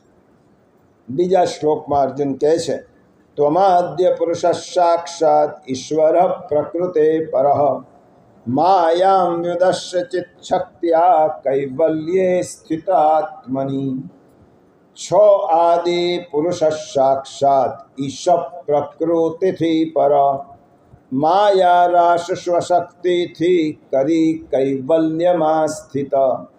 પ્રભુ તમે પ્રકૃતિથી પર રહેનારા આદિ પુરુષ સાક્ષાત પરમેશ્વર છો. તમે પોતાની ચિત્ત શક્તિથી ત્રિગુણમયી માયાને દૂર કરીને પોતાના અદ્વિતીય રૂપમાં સ્થિત છો. અને આ ઉપર પ્રથમ સ્કંદમાં મહાપ્રભુજીના સુબોધિની છે. મહાપ્રભુજી કહે છે, સવૈ પતિશ્યા. સવૈ પતિ. પતિ કોણ બને? આપણા બધાનો પતિ એક જ છે, જન્મ જન્માંતર. આ જન્મમાં પતિ દેહ ધર્મ હોવાને કારણે જુદા જુદા હોય, પણ આત્માનો એક જ પતિ, અને તે એટલે પરમાત્મા. સમગ્ર જીવનો એક પતિ છે. સવૈ પતિસ્યા. મહાપ્રભુજી આજ્ઞા કરે છે, જે પોતે અભય હોય એ પતિ થવા યોગ્ય થાય. આપણે રાસ પંચાધ્યાયની આગળ સાંભળેલું છે પુષ્ટિ પ્રણય ગીત, અને ગોપિકાઓ કૃષ્ણને જવાબ આપે છે, પ્રભુ તમે દેહ ધર્મ સમજાવ્યો, હવે અમે આત્મધર્મની વાત કરીએ છીએ. પતિ કોણ થાય? જે અભય છે, જેને કોઈનો ડર નથી, તે પતિ થવાને યોગ્ય છે. જે સર્વ સમર્થ છે તે પતિ થવાને યોગ્ય છે. એ ન્યાયે પહેલા સ્વામીમાં કોઈ દોષો ન હોય તે જ સેવકના દોષો દૂર કરી શકે. મહાપ્રભુજી સુબોધિનીમાં આનું સુંદર વિશ્લેષણ કર્યું છે. પતિ એટલે સ્વામી, નાથ. એ જ થઈ શકે જે અભય હોય, જે નિર્દોષ હોય, જે સર્વ સમર્થ હોય, તે પતિ થવાને યોગ્ય છે. પ્રભુ અભય છે, પ્રભુ નિર્ભય છે, પ્રભુ નિર્દોષ છે. કારણ કે ગીતામાં કહ્યું, નિર્દોષમ હિ સમમ બ્રહ્મ. જે પોતે નિર્દોષ છે તે બીજાના દોષોને દૂર કરી શકે. જે પોતે જ સદોષ છે એ બીજાના દોષોને કેવી રીતે દૂર કરી શકે? એટલા માટે અર્જુન આ શ્લોકમાં કહે છે, પ્રભુ 5 પ્રકારના દોષોથી જીવો દૂષિત છે. 5 પ્રકારના દોષો જે મહાપ્રભુજી સિદ્ધાંત રહસ્યમાં કહ્યા. અહીં અર્જુને કહ્યું, પ્રભુ આપ આદ્ય છો. તમે કેવા છો? આદિ પુરુષ છો. આદ્ય છો એટલે તમારામાં કર્મ દોષ નથી. તમે આદિ છો. એટલા માટે પ્રભુ કર્માધીન તમે નથી. કોઈ પણ કર્મ તમને નડી શકતું નથી. તમે કર્માધીન છો. કર્મને અધીન નથી, કર્મથી પર છો. હે પ્રભુ, માટે તમારામાં કર્મજન્ય દોષ નથી. બહુ આગળ રાસમાં પણ એક કથા આવે છે કે કોઈએ કહ્યું કે કૃષ્ણએ રાસ રચ્યો હતો તો આપણે રચી શકીએ. તો કૃષ્ણએ કાલીએ નાગ નાથ્યો હતો. પહેલાં ઉંદરથી ડરવાનું બંધ કર, પછી તો કૃષ્ણ જેવો થવા પ્રયત્ન કર. ન મહત ચરિતમ ચરે. મહાપુરુષોના આચરણને કોઈ દિવસ એનું અનુકરણ ન થાય, કારણ કે તેટલી યોગ્યતા આપણામાં નથી. કૃષ્ણ તો આગને પણ પી શકે, કૃષ્ણ કાલીને નાથી શકે. એ કૃષ્ણમાં એ સમર્થતા છે. ત્યારે એ કૃષ્ણને કર્મના બંધન કે કર્માધીન કૃષ્ણ નથી, કર્મથી પર છે. બીજું કહ્યું, તમે પુરુષ છો. પુરુષ તે જે જીવાત્માના શરીરમાં વસે છે અને પૂર્ણ છે તેને પુરુષ કહેવાય. આદ્ય પુરુષ. કુંતી માતાની સ્તુતિમાં પણ આ શબ્દ આવવાનો છે, ત્યારે આપણે વિશેષ વિગતે જોઈશું. તમે પુરુષ છો એટલા માટે તમારામાં કાલ દોષ નથી. કાલથી કોણ ડરે? આપણે બધા જ કાલાધીન છીએ, સમયને અધીન છીએ. સમયની પાછળ પાછળ આપણે ચાલનારા છે. સમય આપણને બાંધે છે, સમય આપણને દોડાવે છે, સમય આપણને લઈ જાય છે. સમયને કારણે કાલથી જ બધા જ ગ્રસ્ત છે. પ્રભુ આપ કાલાધીન નથી, આપ કાલાતીત છો, કાળના અતીત છો. કાલોસ્મિ લોકક્ષયકૃત પ્રવૃદ્ધ 11મા અધ્યાયમાં ભગવાને ગીતામાં કહ્યું, કાલોસ્મિ, આ મહાકાળનો પણ હું કાળ છું. કાલને આધીન તમે નથી. એટલા માટે જન્મ પ્રકરણના સુબોધિનીજીમાં શ્રી મહાપ્રભુજી આજ્ઞા કરે છે, ઠાકોરજીના પ્રાગટ્યનો સમય થયો, અથ સર્વ ગુણોપેત કાલ પરમશોભન. ઠાકોરજીના પ્રાગટ્યનો જન્મ થયો ત્યારે કાળ શોભવા લાગ્યો. સારો સમય જોઈને પધારે તે કૃષ્ણ નહીં, કૃષ્ણ પધારે ને કાળ તેનો સેવક થાય, તેનું નામ કૃષ્ણ. આ કૃષ્ણ કઈ સમય નહીં, રાજા આ સારો સમય છે, આમાં કામ કરો. કાળ તો મારો સેવક છે, મારો દાસ છે. એટલા માટે પ્રભુ આપ કાલાતીત છો. હે પ્રભુ, આપ ઈશ્વર છો, આદ્ય છો, પુરુષ છો, ઈશ્વર છો. એટલા માટે તમારામાં સ્વભાવ દોષ નથી. સ્વભાવો દુરતિક્રમ, તમારા સ્વભાવ દોષ નથી. ભગવાન તો પ્રકૃતિથી પર છે, આપણે બધા પ્રાકૃત છે. જો સર્વોત્તમમાં પહેલું નામ શું કહ્યું? અપ્રાકૃત.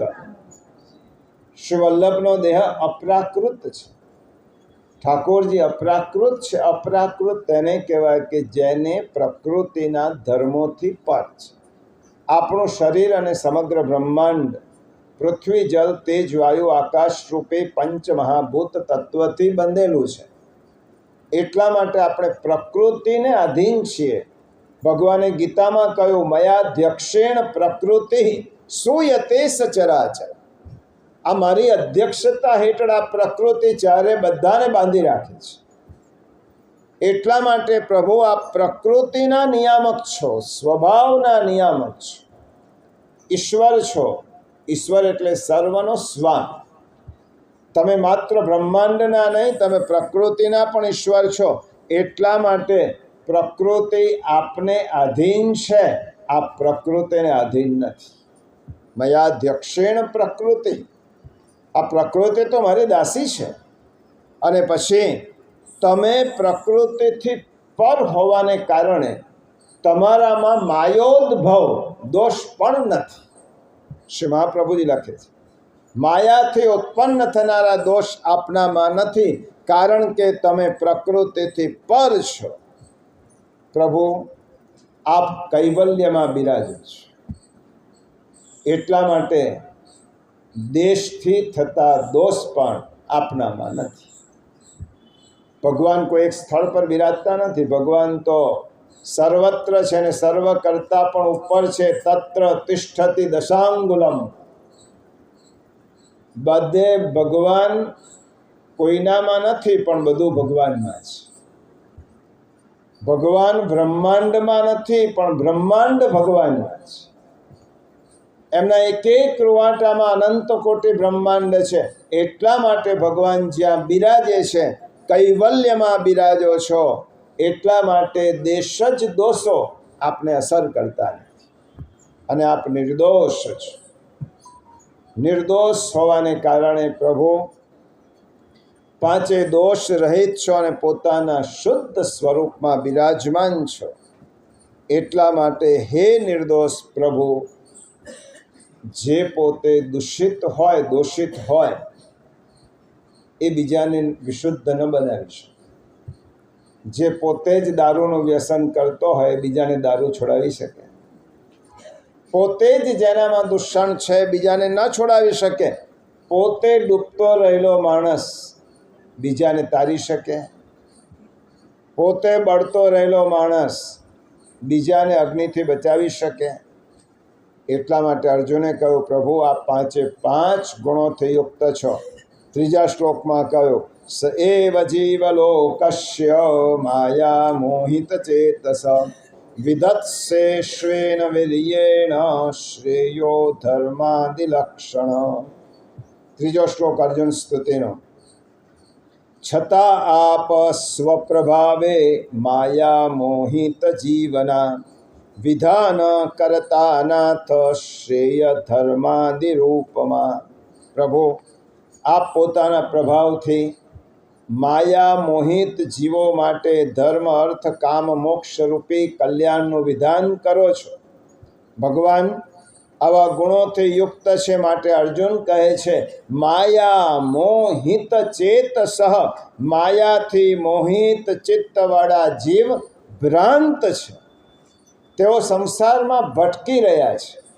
પ્રભુ, આપ આવા જીવના શ્રેય માટે તેને 4 પ્રકારના પુરુષાર્થ પ્રદાન કરો છો.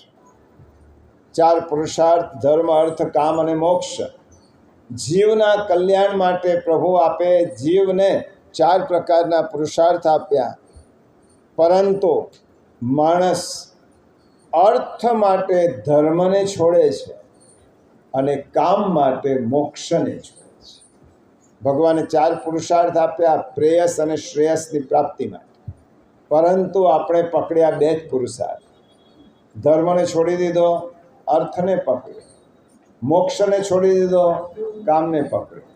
આપણે ઉપક્રમને ઉપસંહાર પહેલો ને છેલ્લો છોડી દીધો, વચ્ચેનાને પકડ્યા. આપણે કોઈ છેડાના રહ્યા નહીં. વચ્ચેનાને ધર્મને છોડ્યો એટલે આપણું રક્ષણ કોણ કરે? ધર્મો રક્ષતે રક્ષિત. તમે ધર્મનું રક્ષણ કરશો તો ધર્મ તમારું રક્ષણ કરશે. અને આપણે મોક્ષને છોડ્યો એટલે આપણું જવાનું કોઈ ઠેકાણું જ ના રહ્યું. અટવાવાનો જ રહ્યો, એટલે જન્મ મરણના ચક્રમાં ફરવાનું છે. ભગવાને કહ્યું તારું કોઈ સ્થાન જ નક્કી નથી કર્યું તે કે મારે અહીં જવું છે, અને કોઈ છેડો પકડ્યો નથી. પછી એટલા માટે ધર્મયુક્ત અર્થ, ગીતામાં ભગવાને કહ્યું ધર્મયુક્ત અર્થ અને ધર્મયુક્ત કામ આ માણસને મોક્ષની પ્રાપ્તિ કરાવે છે. ધર્મયુક્ત અર્થ મોક્ષ તરફ લઈ જનાર છે. ધર્મથી અર્થની પ્રાપ્તિ કરવી શાસ્ત્રકારોએ ના પાડી જ નથી. શાસ્ત્રકારોએ કહ્યું અર્થ કમાઓ, વિત્ત કમાઓ, પણ ધર્મને છોડીને નહીં. ધર્મ વિરુદ્ધો ભૂતેષુ કામોસ્મી ભરતર્ષભ.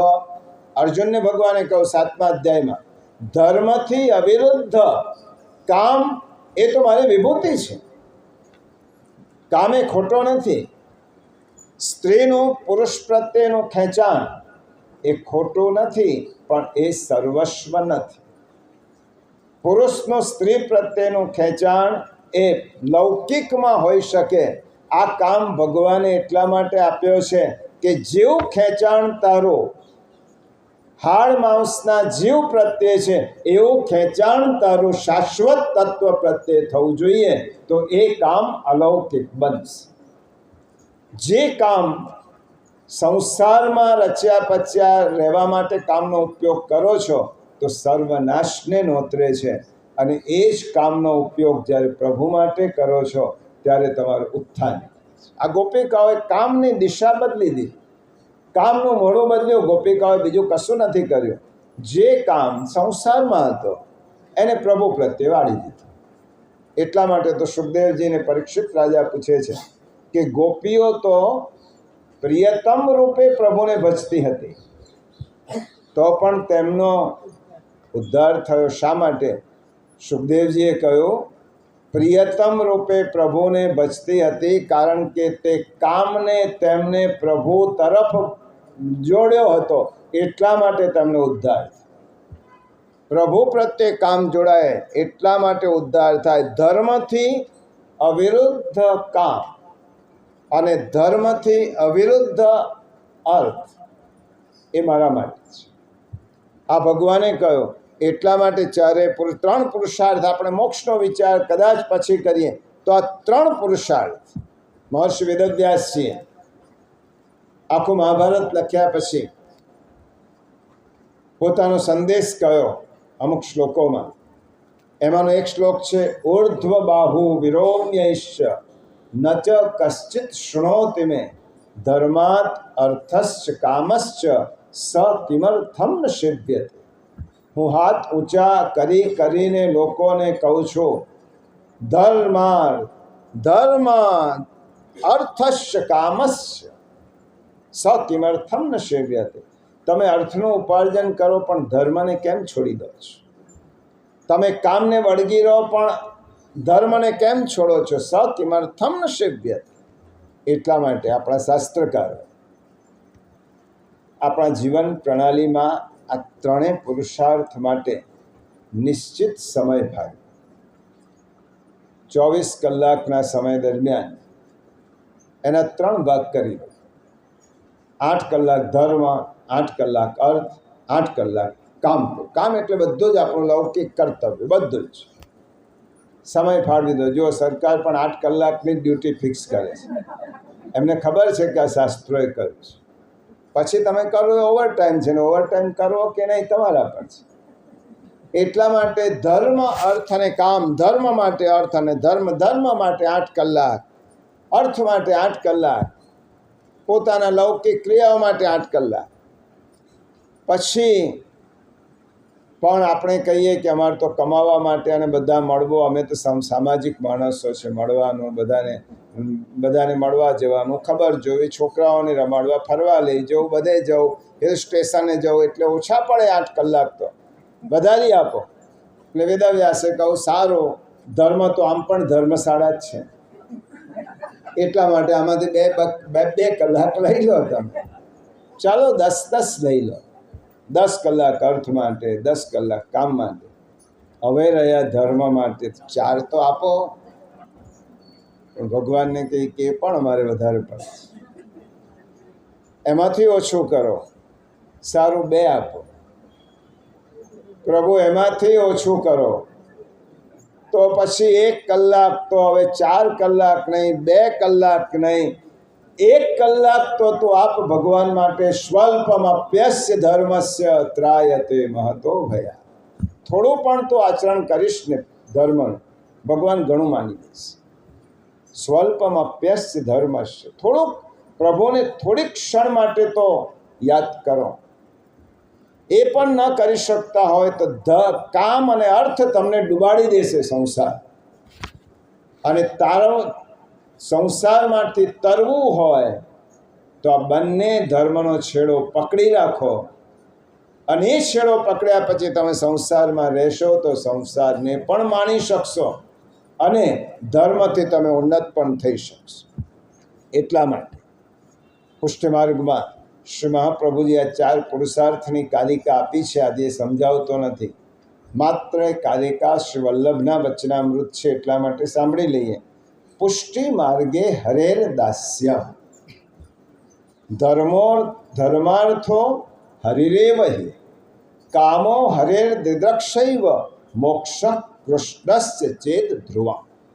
શ્રી મહાપ્રભુજીએ કહ્યું, પુષ્ટિ માર્ગમાં આ જે પુરુષાર્થ છે તો પુષ્ટિ માર્ગે હરેર દાસ્યમ. આપણો અર્થ શું છે? હરેર દાસ્યમ, પ્રભુના દાસ થો. ધર્મ પુરુષાર્થ શું? હરિરેવહિ કામો, પુષ્ટિ માર્ગમાં કામ પુરુષાર્થ શું? પ્રભુના દર્શન, એ કામ પુરુષાર્થ. મોક્ષ કૃષ્ણસ્ય ચેત ધ્રુવમ, અને શ્રી કૃષ્ણ ભગવાનની પ્રાપ્તિ કરવી એને મોક્ષ કહેવાય. આ એક જુદો વિષય છે. 4થા શ્લોકમાં અર્જુન કહે છે, તથાયમ ચાવતારસ્તે ભુવો ભારજીર્ષયા શ્વાનામ ચાનન્ય ભાવાનામ અનુધ્યાનામ ચાસ્કૃતો. અર્જુન કહે છે, આપનો છે અવતાર ભૂમિનો ભાર ભાંગવા, પોષવા ભક્તના ભાવો અને ધ્યાન નિમિત્ત. આ પ્રભુ આપનો અવતાર શા માટે થયો છે? આપે અવતાર ધારણ કર્યો છે પૃથ્વીનો ભાર દૂર કરવા. આપના અવતારનું મૂળ કારણ છે પૃથ્વીના ભારને દૂર કરવા અને પોતાના અનન્ય ભાવવાળા ભક્તોને આપનું નિરંતર સ્મરણ રહે, એટલા માટે આપનો અવતાર છે. જો આપે અવતાર ન લો અને દર્શન ન આપો તો ભક્ત કોનું સ્મરણ? પહેલાં દર્શન થાય પછી સ્મરણ થાય, પહેલાં સેવા થાય પછી સ્મરણ થાય. ઘણા લોકો એમ કહે છે કે અમે સેવા ના કરીએ અને માત્ર સ્મરણ કરીએ, તો સ્મરણ કોનું કરશું? પહેલાં સેવા પછી સ્મરણ. સેવામાં જે સ્વરૂપ બિરાજમાન છે તેની સેવા કરવાની દાસભાવથી, અને પરોક્ષમાં તેમનું સ્મરણ. સ્મરણ ત્યારે જ થાય જ્યારે તમે સેવામાં પહોંચીને ઠાકોરજીથી અનુસરમાં છો. એકલું સ્મરણ શ્રી મહાપ્રભુજીએ નથી કહ્યું, નાવના બે હલેસા હોય. સેવા અને સ્મરણ એ આપણી જીવન નૌકાના, ભક્તિ નૌકાના બે હલેસા છે. પ્રત્યક્ષમાં સેવા અને પરોક્ષમાં સ્મરણ. ઠાકોરજીનું પરોક્ષમાં સ્મરણ થયો. મહાપ્રભુજી પણ આ સુબોધિનીમાં આજ્ઞા કરે છે આ પ્રકરણમાં, તથા અયમ ચાવતારસ્તે, આપનો અવતાર દોષ રહિત અને સર્વને ઈચ્છિત આપનાર છે. એટલા માટે પ્રભુ આપનો અવતાર કેવો છે? આનંદ માત્ર કરપાદ મુખોદરા. આનંદને આપવા માટે આપનો અવતાર છે. એટલા માટે હે પ્રભુ, બધા જ ભક્તોને અથવા બધા જ લોકો નિર્ગુણમાં પોતાનું મન પરોવી નહીં શકે. નિર્ગુણમાં મન પરોવવું કેટલું કઠિન છે. તમે કહો કે ભગવાનનું એક કોઈ સ્વરૂપ નથી, કોઈ ચિત્રજી નથી, કોઈ મૂર્તિ નથી, અને આંખો બંધ કરીને તમે કહો કે ભગવાનમાં મન પરોવો, કેવી રીતે પરોવાશે? એટલા માટે ભગવાનમાં મન પરોવવું હોય તો ભગવાનનું સગુણ સ્વરૂપ જોઈએ.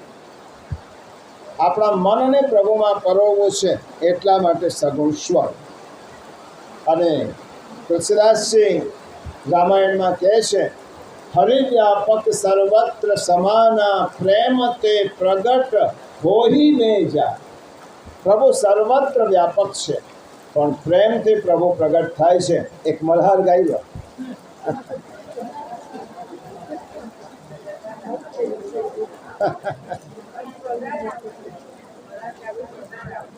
આપણે આવવાનું કહીએ તો રોકાઈ જાય, રોકાવાનું કહીએ તો. આ તો ભક્તિની વિપરીત ભાષા. ગોપીઓની ભાષા કેવી છે?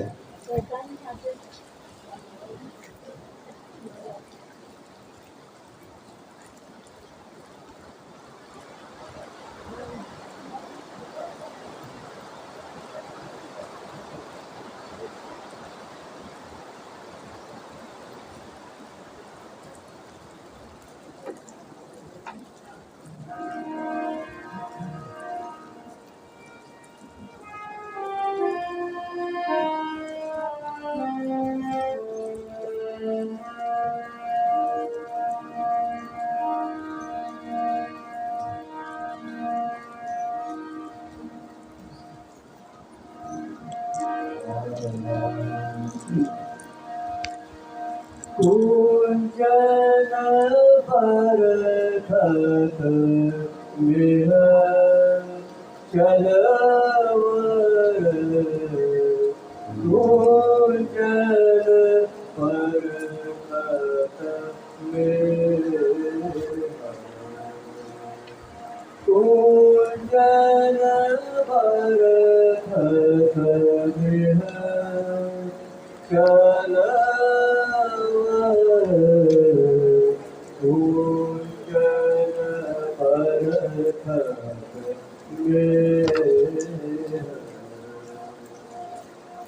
पहरी चुनरी सज आभूषण, पहरी चुनरी सज आभूषण, नयन अंजन देह चलवर, कुंजन बरखत में नैनी नैनी उदर तरस्योई चाहत के सोई चढ़ो स्नेह श्री गिरधर पिया को श्री गिरधर पिया को दो पूज बरस चलवर कुंजन बरखत श्री विठल गिरधर पिया को दो भुज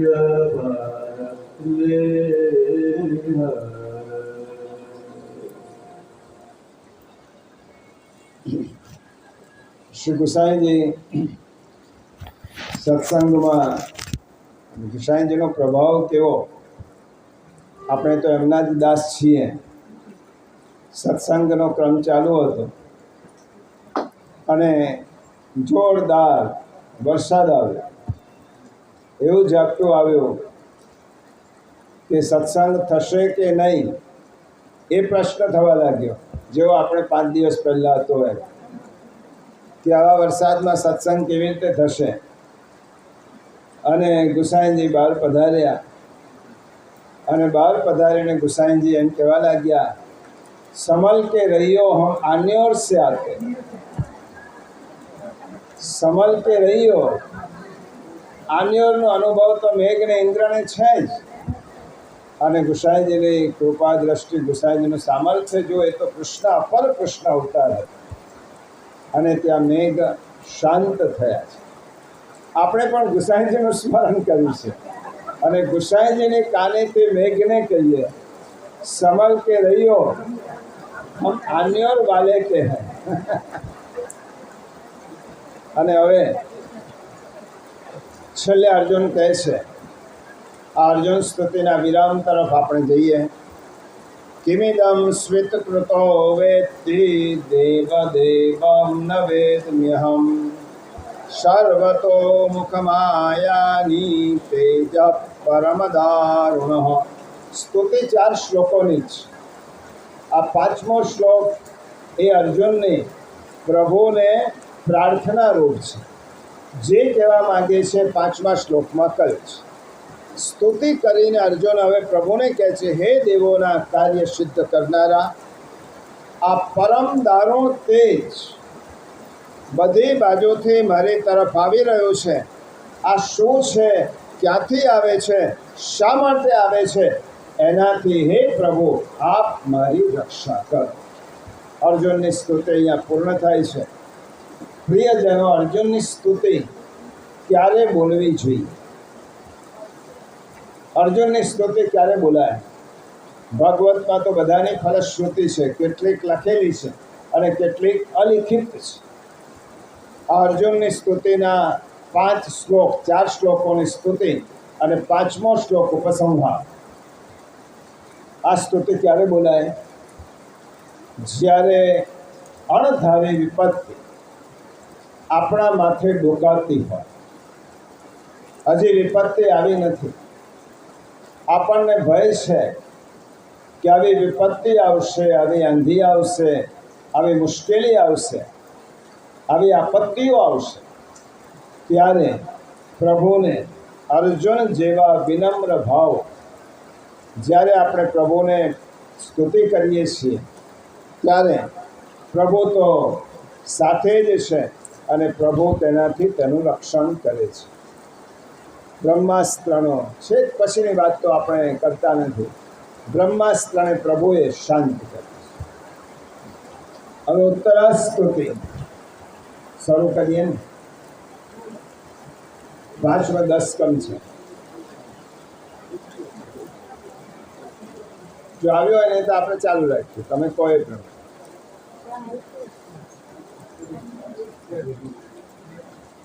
કારણ કે 10 મિનિટ પછી પણ બ્રેક આપવો અને 10 મિનિટ પહેલાં આપવો. આપણે 5:30 બદલે 5:15 બેસીશું. અને જો તૈયાર ના હોય તો આપણે આ શરૂ કરીએ.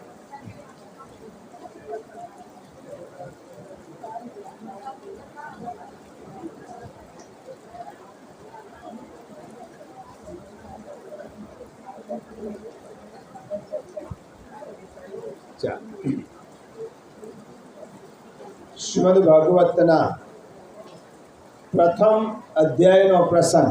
પહેલાની ભૂમિકા સમજી લઈએ. ઉત્તરા સ્તુતિ. ઉત્તરાએ શા માટે સ્તુતિ કરી, કેવા સંજોગોમાં કરી, કેવી પરિસ્થિતિમાં કરી, તે આપણે સમજી લઈએ. પ્રથમ અધ્યાયનો પ્રસંગ, પ્રથમ સ્કંદનો પ્રસંગ. અશ્વત્થામાને પકડીને દ્રૌપદીની પાસે જ્યારે લાવવામાં આવ્યો છે, પોતાના 5 પુત્રનો હત્યારો અશ્વત્થામા હવે દ્રૌપદીની સામે છે. હત્યારો અશ્વત્થામા દ્રૌપદીની સામે આંખ મિલાવી શકતો નથી, કારણ કે દોષિત છે. એને નિર્દોષ બાળકોની હત્યા કરી છે, પોતાના દ્રૌપદીના પુત્રો. એટલા માટે નીચું મોઢું કરીને અશ્વત્થામા ઉભેલો છે. મહાભારતની દ્રૌપદી અને ભાગવતની દ્રૌપદી એમાં થોડો ફેર છે. મહાભારતની દ્રૌપદી ક્ષત્રાણી છે અને ભાગવતની દ્રૌપદી ક્ષત્રાણી વત્તા ભક્ત છે. એમાં ભક્તના બીજ છે. એટલા માટે મહાભારતની અને ભાગવતની દ્રૌપદી હવે બદલાઈ ગઈ છે. આ દ્રૌપદી તો ક્ષત્રાણી સામે પોતાના પુત્રનો હત્યારો ઉભેલો છે. મહાભારતમાં દ્રૌપદીનું શક્તિનું સ્વરૂપ છે અને ભાગવતમાં શક્તિ અને ભક્તિનું સ્વરૂપ છે. આચાર્ય ચરણે તો આના ઉપર સુંદર ટીકા પણ લખી છે. અને જો શક્તિની સાથે ભક્તિ નહીં ભળે તો શક્તિ એ સંહારક થશે. એકલી શક્તિ એ સંહારક છે. એની સાથે ભક્તિનું સમાયોજન થશે તો એ શક્તિ પણ શોભા બની જશે. એટલા માટે દ્રૌપદીની ભક્તિએ તેની શક્તિને શોભા બનાવી છે. શક્તિમાં જ્યાં સુધી ક્ષમાનું ઉમેરાતું નથી, ક્ષમાનું રૂપ ઉમેરાતું નથી, ત્યાં સુધી શક્તિ એ સંવારક બને છે. ભાગવતમાં દ્રૌપદીને દયાની મૂર્તિ કહી છે, પુણ્યની પરબ કહી છે અને દ્રૌપદીને ક્ષમાની પ્રતિમા કહી છે. અહીંયા ભગવાન દ્વારિકાનાથ દ્રૌપદીની સામે જુએ છે. આના ઉપર એટલા માટે ભૂમિકા બાંધો. આ પ્રસંગ ઉપરથી પુરુષોત્તમ સહસ્ત્ર નામમાં શ્રી મહાપ્રભુજી આ પ્રસંગને આખો આવરી લેતા એક શબ્દ લખ્યો છે, ભક્તાનાંચ પરીક્ષક. પ્રભુ ભક્તોની પરીક્ષા કરે છે. આ સ્થિતિમાં દ્રૌપદી શું નિર્ણય લે છે એ મારે જોવું છે. વિપત્તિમાં તમે કયો નિર્ણય લો છો એના ઉપરથી તમારી યોગ્યતા ખબર પડે છે. આ વિષમ પરિસ્થિતિ છે. ભક્તાનાંચ પરીક્ષક.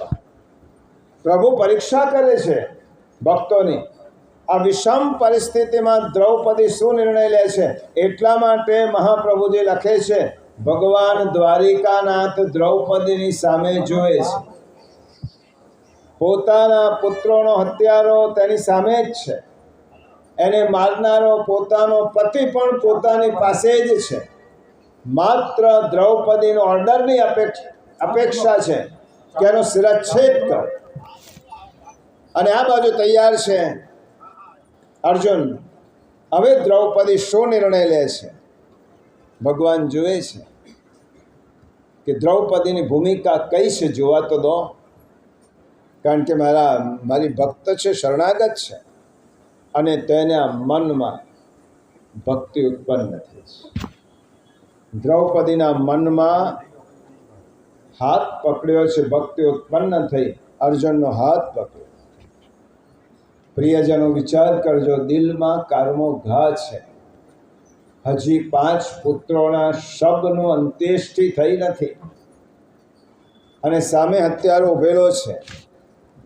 એ કારમો ઘા સહન કરીને દ્રૌપદી અશ્વત્થામાને હાથ જોડે છે. આ કેટલું ઉદાર દિલ જોઈએ, કેટલો બધો મોટો મન જોઈએ. દ્રૌપદીની આ સાલસતા છે, દ્રૌપદીની આ સંસ્કારિતા છે. વેર કરનાર પ્રત્યે પણ, હત્યારાને પણ દ્રૌપદી હાથ જોડીને કહે છે, પોતાના પતિ અર્જુનને સમજાવે છે, તલવાર મ્યાન કરો. હે સ્વામી, હે નાથ, તલવાર મ્યાન કરો, તલવાર ચલાવશો નહીં. અર્જુન ગુસ્સે થઈને કહે છે, દેવી શું કહો છો તમે? હું આ આપણા પુત્રોના હત્યારાને પકડીને લાવ્યો છું અને મારી પ્રતિજ્ઞા છે કે તેના મસ્તકનો છેદન કરીશ અને એના ઉપર પગ મૂકીને તમે અંત્યેષ્ટિ કરજો. અને તમે એને પકડીને લાવ્યા પછી કહો છો કે તલવાર ચલાવશો નહીં. આપણા વંશજોનો હત્યારો છે. દેવી તમે વિચાર કરીને બોલો. અને તે વખત દ્રૌપદી કહે છે, આ જગત પાપી છે, જગતને જોઈને આપણે જીવાય ખરું? બધા લોકો આવું કરે છે, એટલા માટે એનો જેવો વ્યવહાર આપણે કરીએ તો અશ્વત્થામાને તમારામાં શો ફેર છે? એને શિરચ્છેદ કર્યો પુત્ર, અને તમે એનો શિરચ્છેદ કરશો તો પછી તમારામાં ને એનામાં કયો ફેર છે? જગતના દુર્વ્યવહારને જોઈને આપણે દુર્વ્યવહાર ન કરવો જોઈએ, નહીં તો દુર્વ્યવહાર અટકશે નહીં. એટલા માટે દ્રૌપદી કહે છે, મુચ્યતામ મુચ્યતામ એશ. આને છોડી દો, આને છોડી દો. બ્રાહ્મણો નિતરામ ગુરુ. હે સ્વામી, આ બ્રાહ્મણ છે, નિતરામ ગુરુ. ગુરુ પુત્ર છે અને ગુરુ પુત્ર એ પિતાનું જ સ્વરૂપ છે. એટલા માટે એને છોડી દો. આખી સભા બધા સ્તબ્ધ થઈ ગયા છે. આ દ્રૌપદી શું કહે છે? દ્રૌપદી શું આ બોલી રહી છે? આવા પાપીના તો ટુકડે ટુકડા કરીને તને ફેંકી દેવો જોઈએ. દ્રૌપદીની આંખમાં આંસુ છે, કારમો ઘા છે, આંખમાં આંસુ છે. સ્વામી, વેરથી વેર નથી શમતું, મુચ્યતામ, એને છોડી દો. આપણે તો શ્રી કૃષ્ણનું શરણ લીધું છે. આપણે કોનું શરણ લીધું છે? શ્રી કૃષ્ણ આપણા સ્વામી છે. આપણા માટે આપણા નાથને જે ગમ્યો તે સ્વીકાર્યું. પ્રભુની ઈચ્છા સિવાય તો આ બન્યું જ નથી. તો આપણા સ્વામીને, આપણા નાથને આપણા માટે જે ગમ્યો છે, જે રૂચ્યું છે, એને સ્વીકાર. એટલા માટે ગુજારે જે શિરે તારે જગતનો નાથ તે સહેજે ગણ્યું જે પ્યારું પ્યારા એ અતિ પ્યારું ગણ્યું. આપણા સ્વામીને આ પસંદ છે, એને ગમ્યું છે માટે સ્વીકારો. દ્વારિકાનાથને આપણી આ દુનિયા ગમી હશે, આપણે આવી સ્થિતિ ગમી હશે. પ્રભુ તો પરીક્ષા કરે છે. એટલા માટે પ્રભુએ આપણને આ સ્થિતિ આપી છે. તો આપણે જીવન જીવવા માટે સહન શક્તિ કેળવીએ, પ્રભુના નિર્ણયને માથે ચડાવીએ. મુચ્યતામ. એટલા માટે આને છોડો. 2 વાર કહ્યું છે, મુચ્યતામ મુચ્યતામ. એટલા માટે છોડો કે આ ઠાકોરજીનો નિર્ણય છે. પ્રભુનું શરણ સ્વીકાર્યો છે તો નિર્ણયો સગડા તું એને સોંપ છે. સંકલ્પો સગડા એના તું માનજે, નિર્ણયો એના તું સ્નેહે સ્વીકાર છે. એના નિર્ણયોને સ્નેહથી સ્વીકાર કર. બીજો, નિતરામ બ્રાહ્મણો ગુરુ. આત્મા વૈ પુત્રો જાયતે તે વેદાનુશાસન. આત્મા જ પુત્રના અંશ રૂપે આવે છે. ભાગવત કહે છે. તો શું તેને ગુરુને મારશો તમે? સ્વામી આવેશમાં આવે હું એમ કહી દઈશ કે આનો શિરચ્છેદ કર, પણ એના પરિણામો ખબર છે? ગુરુદ્રોહનું પાપ લાગશે. આ તો ગુરુના રૂપે છે અશ્વત્થામા. તો ગુરુને મારશો, ગુરુદ્રોહ કરશો. જેને પોતાના પુત્ર કરતાં તમને વિશેષ પ્રેમ કર્યો છે એને તમે મારશો? એની સામે બે હતા. જે વિદ્યા ગુરુએ તમને શીખવી છે એ પોતાના પુત્રને નથી શીખવી. તો આજે ગુરુનું સ્મરણ કરો. તમે એ ન જોશો કે હત્યારો અશ્વત્થામા છે.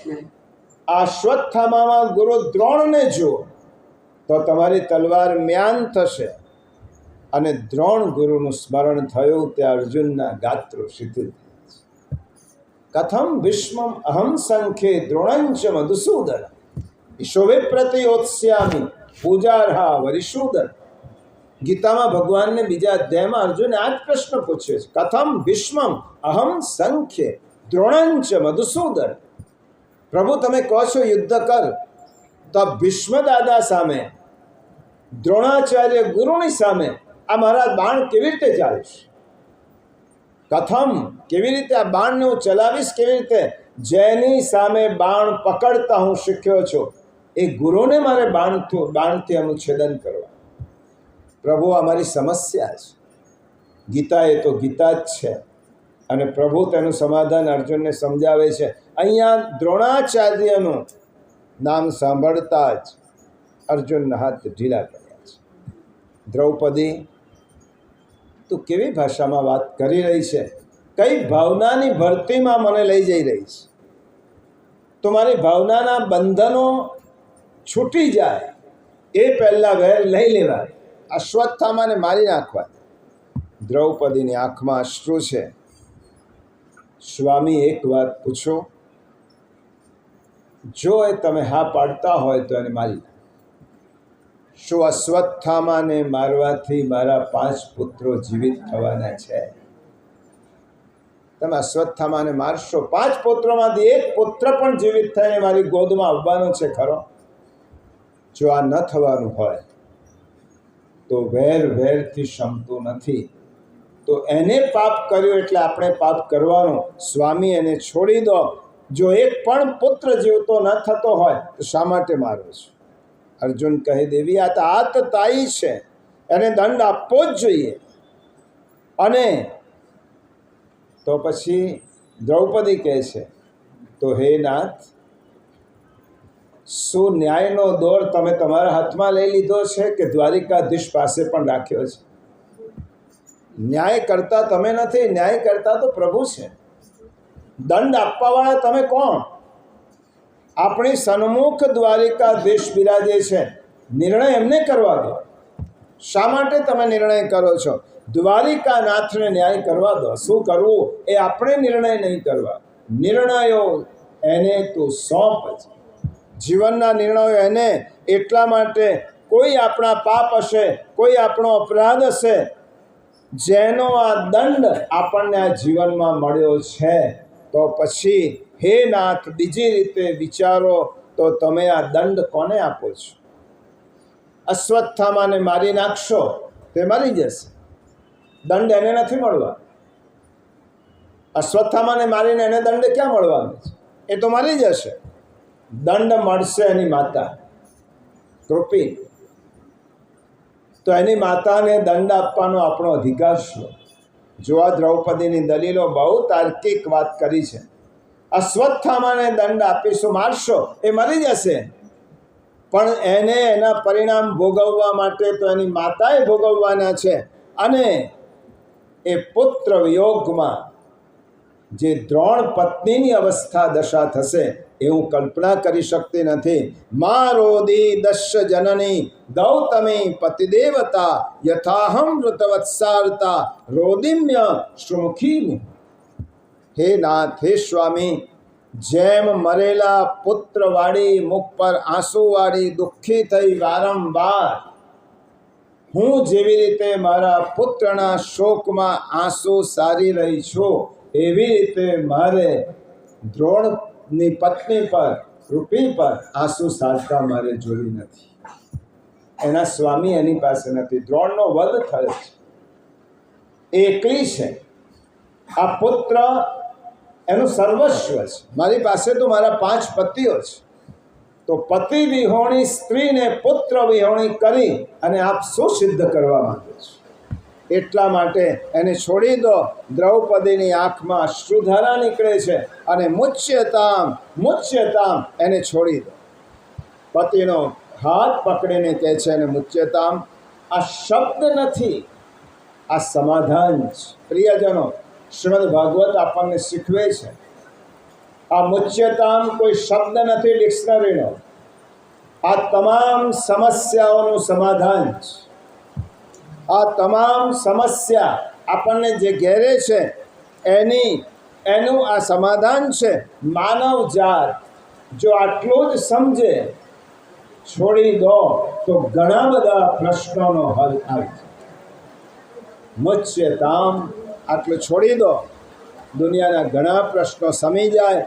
અને આજે માણસ ઉપગ્રહ છોડી શકે છે પણ પૂર્વગ્રહ છોડી શકતો, પૂર્વગ્રહ નથી છૂટી શકતો. અને એ જ